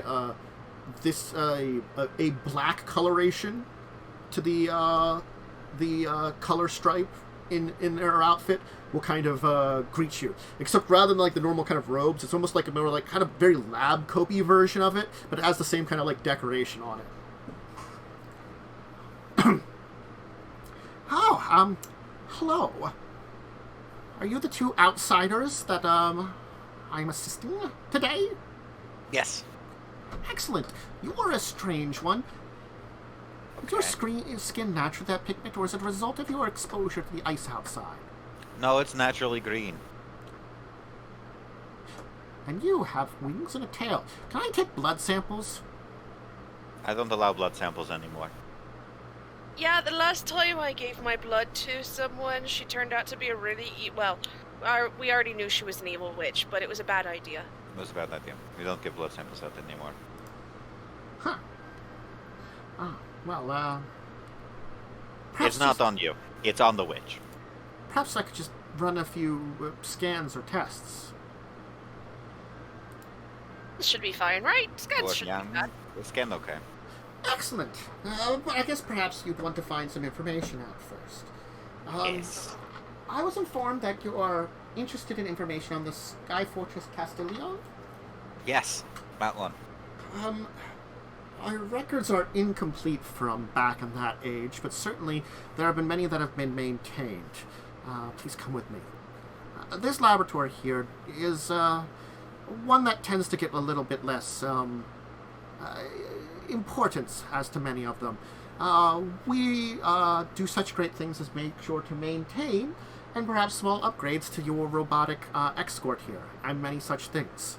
I would not necessarily say we are a weapons laboratory, because we don't necessarily develop that, but a means of control and defense over the city, and of course a lot of the devices, such as the probes, which you found, are our means, our developments. Okay. So, no, I'm not going to start fights. Okay, so you have some, but you do have some records and some information on the Yes, Skyforge. I understand some of this may go over your head, but as you do seem to be the one, according to the report, that is the scientific brains of the outfit, I perhaps assumed that you would at least have a basic understanding of the necessary means to understand these systems. I built my own skyship. I should hope so. Yes, that sounds quite impressive.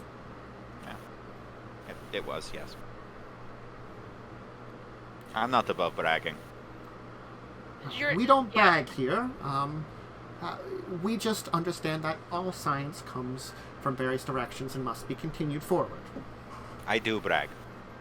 I'm an exceptional artificer, and I created my own skyship based on the technology that I cannibalized from a fallen invasion. My own designs, of course. Just use the parts. It's like books. I'm an expert She in likes books. Magitech, and I've developed systems. I have helped increase the systems which we gather sunlight through the ice and magnify it into energy to prevent us from needing to use power stones, combined with the natural energy that can be drawn from the magnetic pole and the magic ley lines in the area. It's like a form of like condensing the mana manipulation into like a power source so that you're not relying on the volatility of the power stones, right? And solar energy also helps clean up the magical energy a little bit too. Magical energy directly, similar to the power stones, can eventually lead to, in great amounts, can lead to poisonings of various ways. Granted, power stones, the poisoning was because their original design had massive flaws to them. Cleaning up those flaws proved nearly impossible. That's why we had to rely on much more primitive use. Fortunately for us, we are in an area that has incredible amounts of mana thanks to the natural ley lines that come into this area and the magnetic pole. This means that we could use some of the more primitive energy gathering to begin with. Further developing it and further refining the solar aspect of it, we basically use the solar energy to, in fact, kind of clean and filter the mana energy by combining it with the natural energy that can be created from the sun. The sun can be converted to a basic kind of electricity we discovered, which is good for powering some simple systems. But for a lot of our more technological systems, it required a boost of actual magical energy rather than just electrical energy. Electrical energy is good on its own, but it only can power so much. And that's where the combination of the two of them came about to develop an entire system where we found that we have very efficient energy systems. Unfortunately, a lot of our situation is what calls upon it. Using the massive amount of ice sheet above us, a massive lens, allows us to focus a lot of the sun's rays and get a much more concentrated beam of it effectively. If we weren't buried beneath the ice, we probably couldn't get that. Would it be possible to take a look at some point to the designs that allow you to focus the solar energy into a power source? Currently, no. You do not have permission for that. Worth a shot. All right.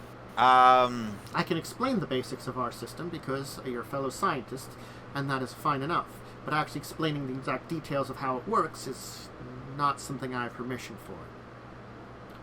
As much as I assume your design is quite, no offense to you, but primitive in comparison to our own development designs, I respect that it is a burst of genius from amongst your people, and is something to be very proud of.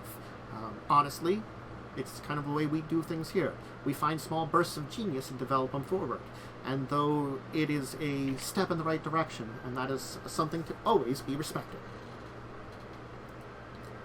Thank you, I think.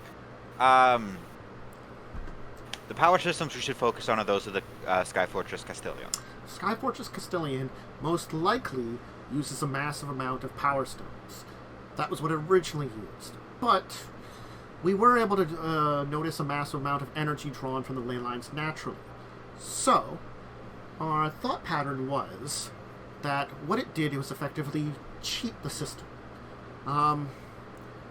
Though a network of original power stones were used within a kind of generator system, were used to probably focus everything together, what we're thinking is that someone basically created a mana battery of a kind. Mana batteries have existed in the past, and usually it's a good way of gathering together raw magical energy.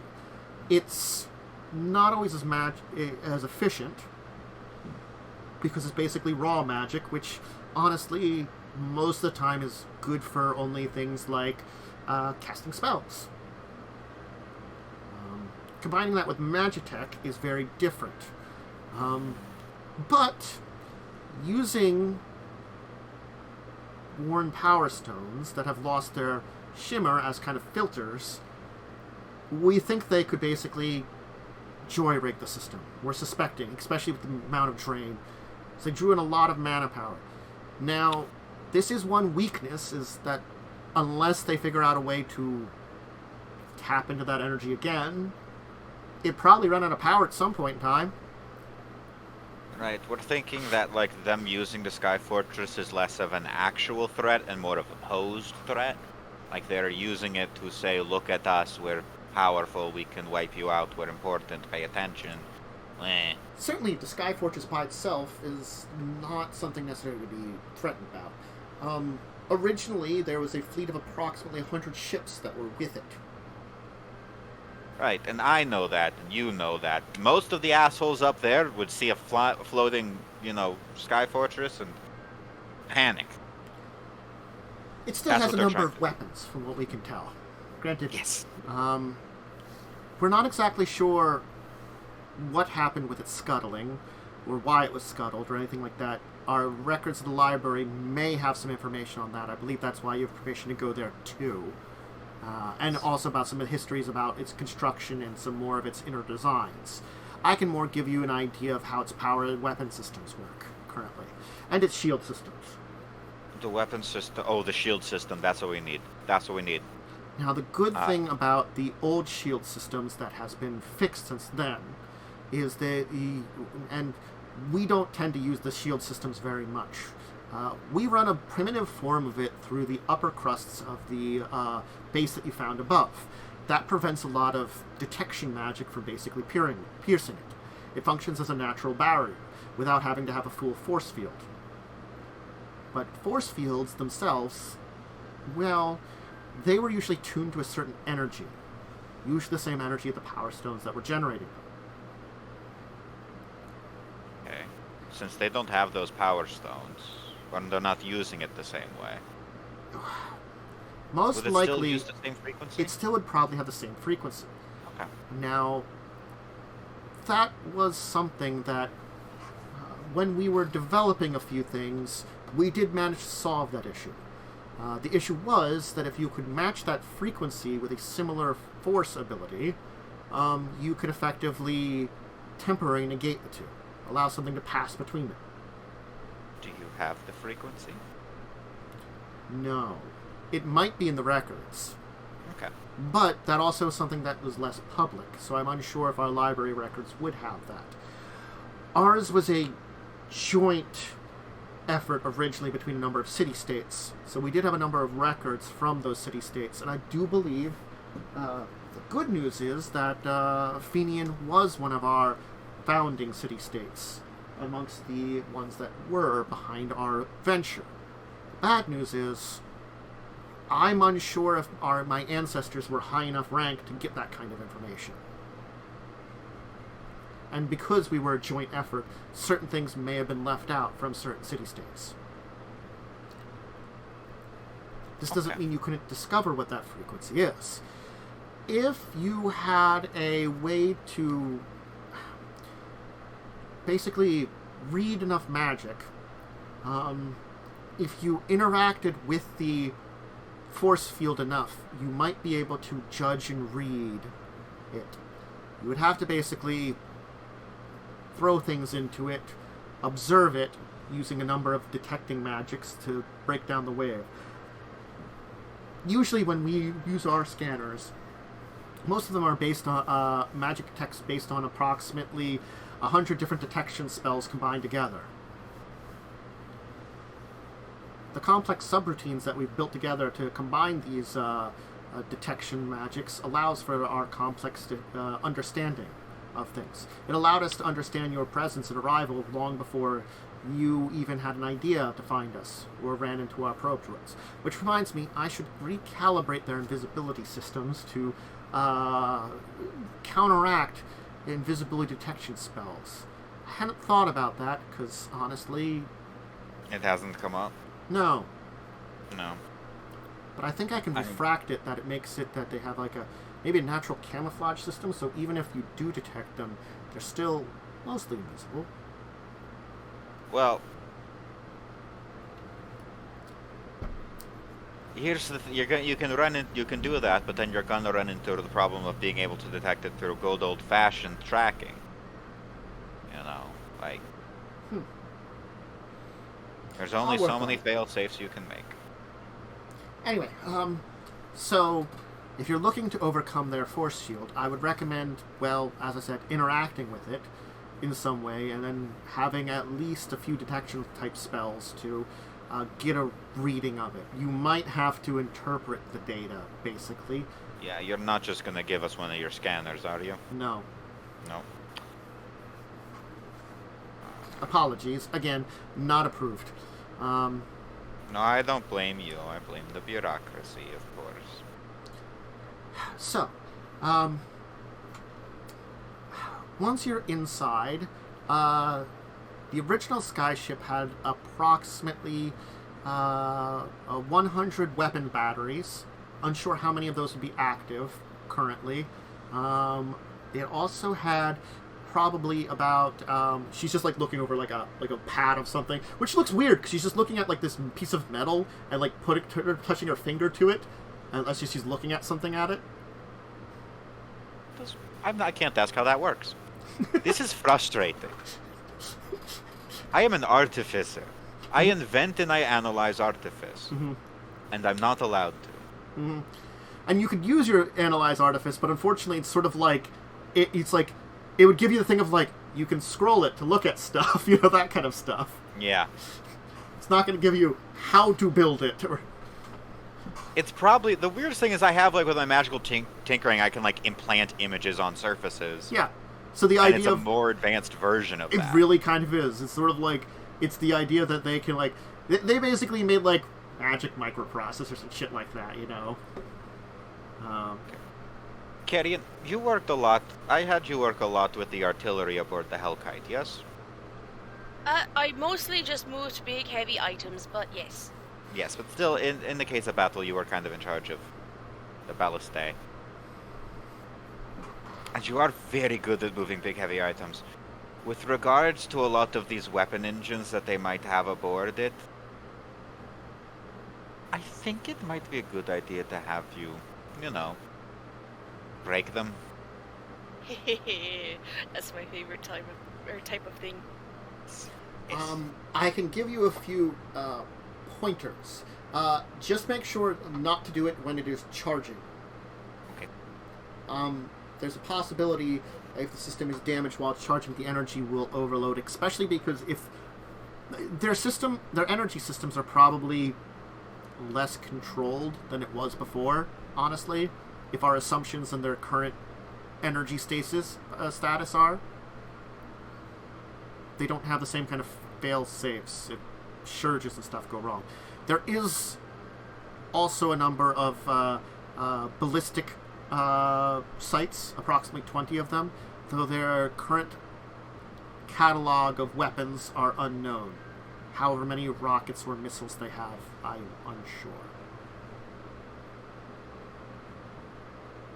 Question for you then, how catastrophic would it be if I... None of you know what a rocket or missile is, though. I will No, note we don't too. know what a rocket It's like they're like. I That's know what a missile is. I know what magic missile is. Okay, you know like a missile is. So it's like a some kind of like you would think it would be It's like a a giant. projectile. It's a big old projectile. Yeah, so it's like it's with the idea of magic missiles. So it's like okay, some kind of big projectile they fire out. Yeah. Okay, yeah.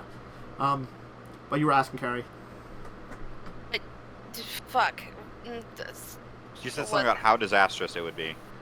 Oh, if I were to, from a distance, destroy one of the engines while it was charging up, would it be really catastrophic or just minorly catastrophic? Probably minor. As much as there might be something catastrophic occurring, I doubt it would be major. As the energy systems are probably effectively jury-rigged, some of the natural protections are probably still in place. So it is an option for me to, maybe like send some of my little spore buddies into one of the engines to break it instead of breaking it manually. Just an option. I also like props. smash things. Honestly, disabling the engine systems would also be very difficult, I would say. More than likely, they would... when I say it's a battery, it's probably a system of batteries. And since it was a few hundred power stones, the systems were spread out through a large section of the underside of the ship and into the center of the ship. You would have to disable a lot of them to threaten the energy of the powder to the ship. Rather than separating them, rather than destroying them, what if we disconnected them?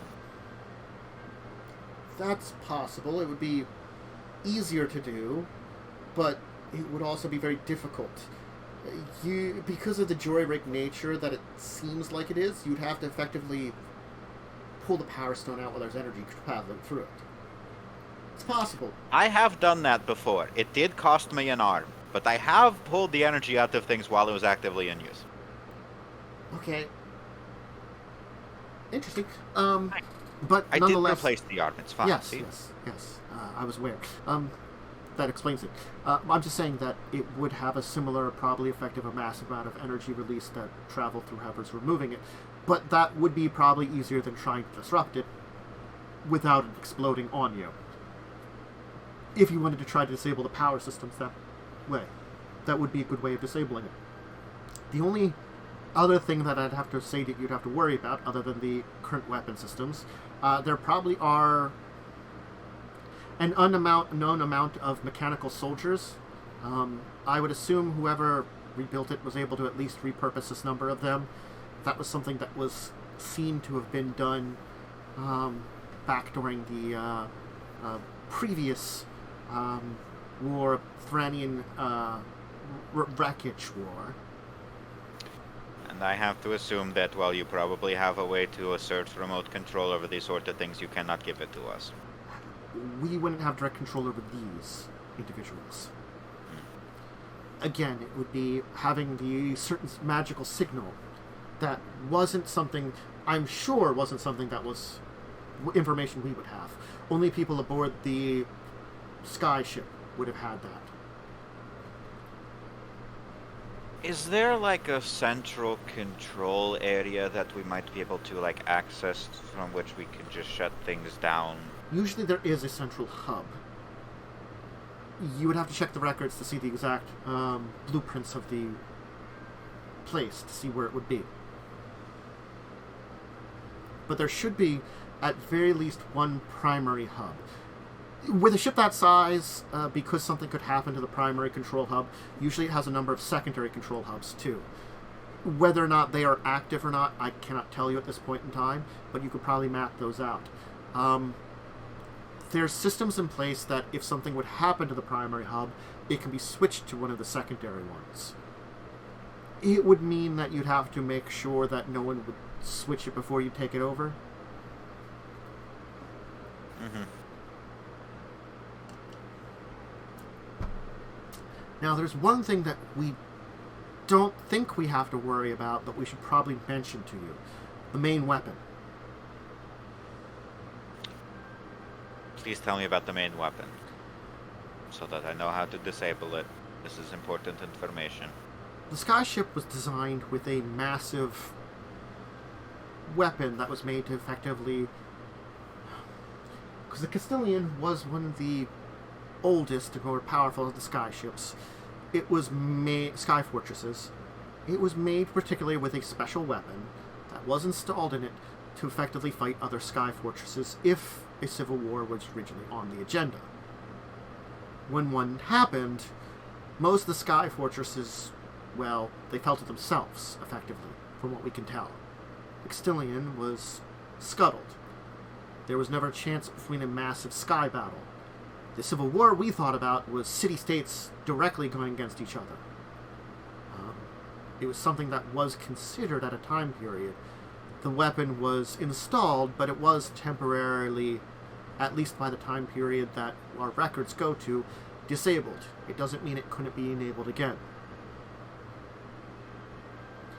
It was derived after a massive, effectively, mining energy beam. It's made to bore. The idea was to fire it to bore into the center of a other sky ship, therefore disabling its main systems. If you have a giant hole in the middle of you, it tends to cut off the energy systems. That's important to note. Carrion, write down blow a giant hole in the middle of it. I mean like a very large hole. Write it down anyway. Anyway, theoretically they would not have enough energy even if they figured out a way to repair it to use such a weapon. But it is present on the ship.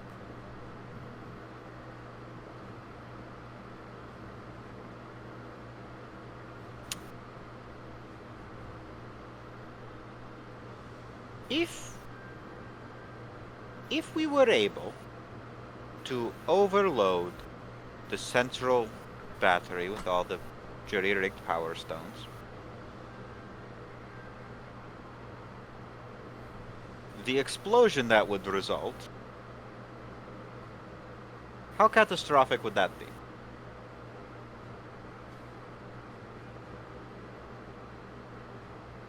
Less catastrophic than when it was probably originally powered. I wouldn't, end the world. No. It looks like she'll start, she was kind of, scrolling. She'll actually take it and, be, tapping a whole bunch of times with it, for, a minute. According to my calculations, the amount of massive detonation would have a generalized local effect, and might have some effects on the local weather system from the amount of heat released into the atmosphere, but it would be minor. Similar to and she'll give, this is me not knowing, I'm going to say, the size of, a certain meteorite that impacting the Earth that would have, not, dinosaur ending, but still, this meteorite would probably fuck with things a little bit. Maybe, a couple, warm summers or something kind of thing, or, weather off for, a couple years. We've got a weather boy to fix things. Like a Mount St. Helens kind of energy explosion, Right, Mount St. Helens, not Krakatoa. No, Krakatoa. No, Krakatoa level. So this would be a Krakatoa. Yeah, that's what I mean, Krakatoa level. So it's going to have an effect, but it's not going to have, a end of dinosaurs effect, Okay, if we got, a fuck ton of druids together to make sure the effect was slightly mitigated, that would help, right? Probably. They got weather magic. We got Weather Boy. He's the Lord of Storms or whatever the fuck. Mm-hmm. Carrie, under blow giant hole of it, please make note, overload central battery. As I tried to explain, probably each power stone has its own necessary battery where a lot of the power is. There perhaps is a central battery in amongst it all that holds the most of the power, but where that would be located, the form it would take, I'm unsure. Most likely the easiest way to find any kind of battery systems would be to see them each attached to different power stones spread throughout the ship. Right, but if we could set one off, the others wouldn't. If we could set off the main power ones, the other ones would not be able to maintain the charge necessary to keep the sky fortress in the sky. If they've managed to jury rig all of the sky stones, you would have to approximately disable 83% of them. Okay. That's if they have all of them. That's to keep it out of the sky. Though, approximately at... The more percentage you drop, the less things they could do with the Sky Fortress then. Okay, this is our eternal last-ditch effort. Last-ditch, everything else has gone to shit. We have no other backup plans. We're all gonna die anyway. This is the eternal backup plan, and I say this at every meeting we have for every battle that we go into, because I feel it should be an option that's stated, even though we know it's a bad one. Carrie, am I covered? Did I cover the whole part of that? Insurance-wise, they're not gonna get mad at me. You're asking me? Good point. We could tear a hole in reality. We've That done would it not before. be recommended. Yeah, it's not recommended. But, We have again, done- we have done it before. Last possible thing. No other options remain. You were the source of the dimensional tear that happened recently? Accidentally, and it was fixed. Huh. Don't tell anyone, please. Interesting. Kaz, at this point, I think most people know. I would highly recommend not doing that, as surprisingly, we were surprised that no other dimensional tears occurred once yours did. There was a ripple effect across the entire plane once it happened. Do you all have pocket dimensions? No. Yeah. Pocket dimension technology was outlawed after there was a massive accident that caused a entire half of a city to disappear in the early days of experiments with it. We discovered that dimensional pockets were unstable, at least on our plane. So you never figured out how to stabilize pocket dimensions? Stabilizing them safely, no. Stabilizing them enough that we could keep one around, yes. Certainly, we do have the records on the technology to create it. But the thing is, most of the time we had to worry about the boundaries of the pocket dimension. We found them honestly fragile. And the problem is when they would burst, it would cause a massive backlash that would cause a tear in space-time. Yeah. Yes. Yeah, we figured that one. Just asking, just checking. Dimensional travel was much more realistic. Oh, Though- sure, we found the gate for that. That's... Well, unfortunately, it seems that most gates, the magic behind it has shifted in such a way we've been unable to detect the frequency, if there is one that exists now. There's a gate. Interesting. It's hard to use, but we know all the necessary components. We don't use it because it's bad. And to travel between dimensions is a lethal experience for most. And I don't intend on dying anytime soon. I still have a few hundred years in me. At least. Okay. Disabling the power supply is likely to result in... Well, it's a good plan, at least, to help bring it down. Either by overloading or cutting connections, or hopefully at least just getting to the central hub from which we can exert control over many of the subsystems, assuming we can maintain that control and not have it be taken over again by these new Phyrexians.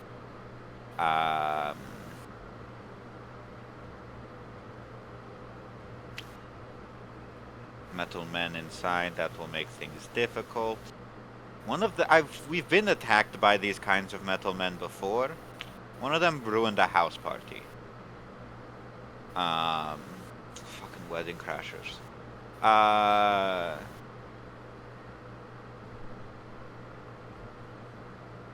Also, the metal men in the dragon. Yeah, them too. I didn't have to deal with them. No, I did deal with them. You did. Yeah. We have dealt with other metal men. I made a metal man. Well, the Metal Man and the Dragon were basically poor copies of Thranian stuff, because honestly, Urza and Mishra sort of knew what they were doing when they found Thranian stuff and were like, cool, we'll make our own version of this. We totally make it better. It's more blowy-uppy. Like I did with the Predator into the Hellkite too, except I did it right. Well, you didn't be like, let's make it blow up stuff more. No, I did. In fact, I made it blow up stuff less. Yeah, see, you went in a different direction. I They did. went Smarter direction. big and explodey. Okay.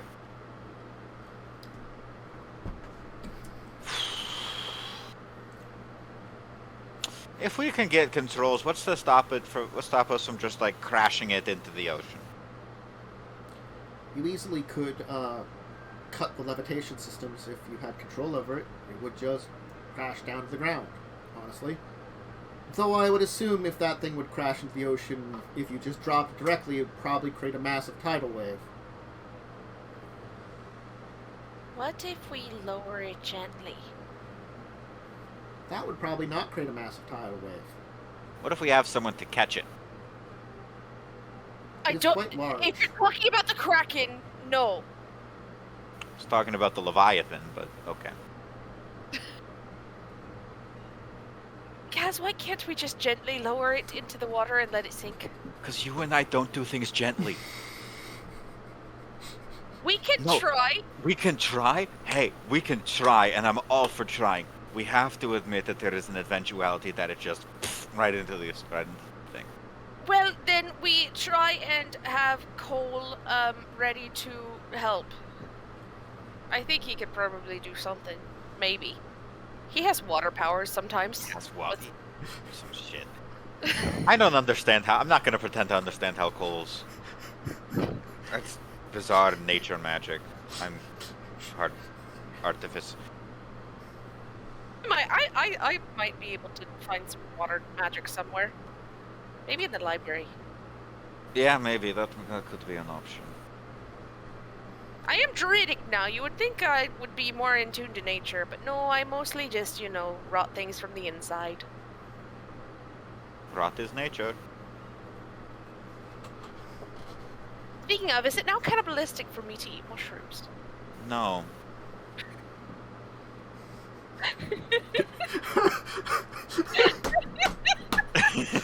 We're not made of mushrooms. That's a really good question. I like that. I don't think it's just because you are a spores druid, I don't think it's cannibalistic if you just ate some shiitake. Like most of my blood is spores. Also, was that Connor? Yes, that's common. Aquaman does this in fish. Aquaman eats fish. All right, there's a comment in the background to be it's same way. Yeah. There you go. You're fine. Go ahead and You're eat fine. mushrooms. Okay, I'm not cannibalistic when I eat mushrooms. Nice to know. Well, I mean, if a mushroom dies or something, it'll rot too. So I mean, Yeah, it's true. Decay. Decay exists as an excellent form of life and is the one thing shared among all living species. Yeah. Trying to think of what else we need to think of as a possibility. We've handled the main power systems, the weapon systems, And the shields, and which the is really shield. what this place would know the most about. Yeah. And we've handled possible ways to deal with it. I have Force Ballista, so I can handle force damage to the shields to, disable them once we figure out the frequency. They're not going to give us their scanners because they're selfish. And they don't trust me just because they don't know me. They wouldn't I trust you did. even if they knew you. They don't I trust did. everybody else.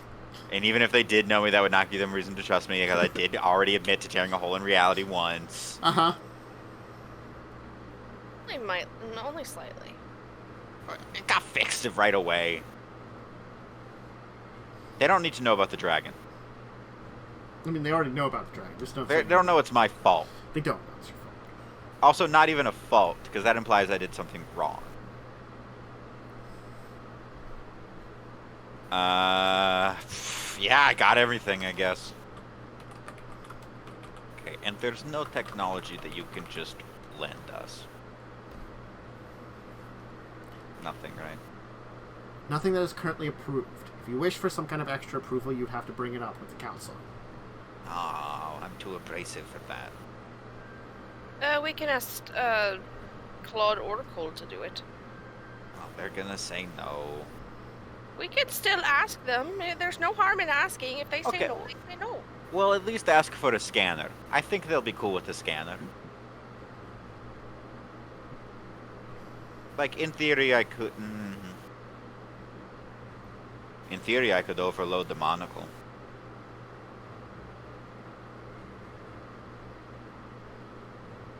I feel like that would be a bad idea. I've already lost the eye once and replaced it. I know how to replace the eye. Kazzrann, what if it goes further than your eye and then you don't have a brain anymore? I can replace that. Not if you don't have a brain. Is there anything else that you need my assistance with? I do have some work I would let you get back to. Apparently, I have to develop new stealth systems for our probes. Did you try painting them white? Yes, they were already painted white. Let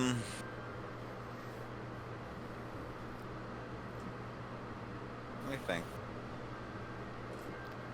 I don't think I have your anything. real Kaz. I don't think there's anything else. We've Excellent. talked a lot of techno-babble for the past half an hour. Yeah. You'll be escorted back to the hotel room where you'll meet with the other two, back from their diplomatic mission. Blended for today, where we'll leave off with just a trip to a library left to do before you perhaps leave this place and go to begin your attempts to break into a gigantic sky fortress and take care of it. So, let's give some shout-outs. Mans! What do you have to say? Here. Okay. She's here. She's right there. I'm pointing at her, but you see on the stream. Over there. Over That there. way. Yep. And then we go over this way to Fish. Hi everybody, I'm Fish Harlan. This week you can find me receiving an award. It turns out I am in fact God's most specialist little boy. Aw. Congratulations. Thank you. And we go over here to Momo. Hello, you can catch me for Buccaneers and for discussing tabletops most of the time. Yeah. And then, finally, last but never least, we have a good old Joseph right up there in the corner. That's my shout. Ah. I'm here. That's It was a very pretty much where silent you'll shout. find It me. was just like, like the silent scream of... Anyway, myself, that's Dracovin, welcome yourselves to this channel. I hope you enjoyed the show. I will be back tomorrow morning for something. I was thinking about doing Final Fantasy, the trial mode, but honestly, I'm kind of a mixed bag of what I want to do to finish up Final Fantasy 12. I'm going to figure that out. I might do that. I might just do something else. Start whatever my new thing is that I was going to put after it. And kind of like play that a little by ear about how I want to finish up that game. Because I'm right at the end of it anyway. So like honestly, I just got to figure that out. And then Saturday should be discussing tabletop back to the normal time.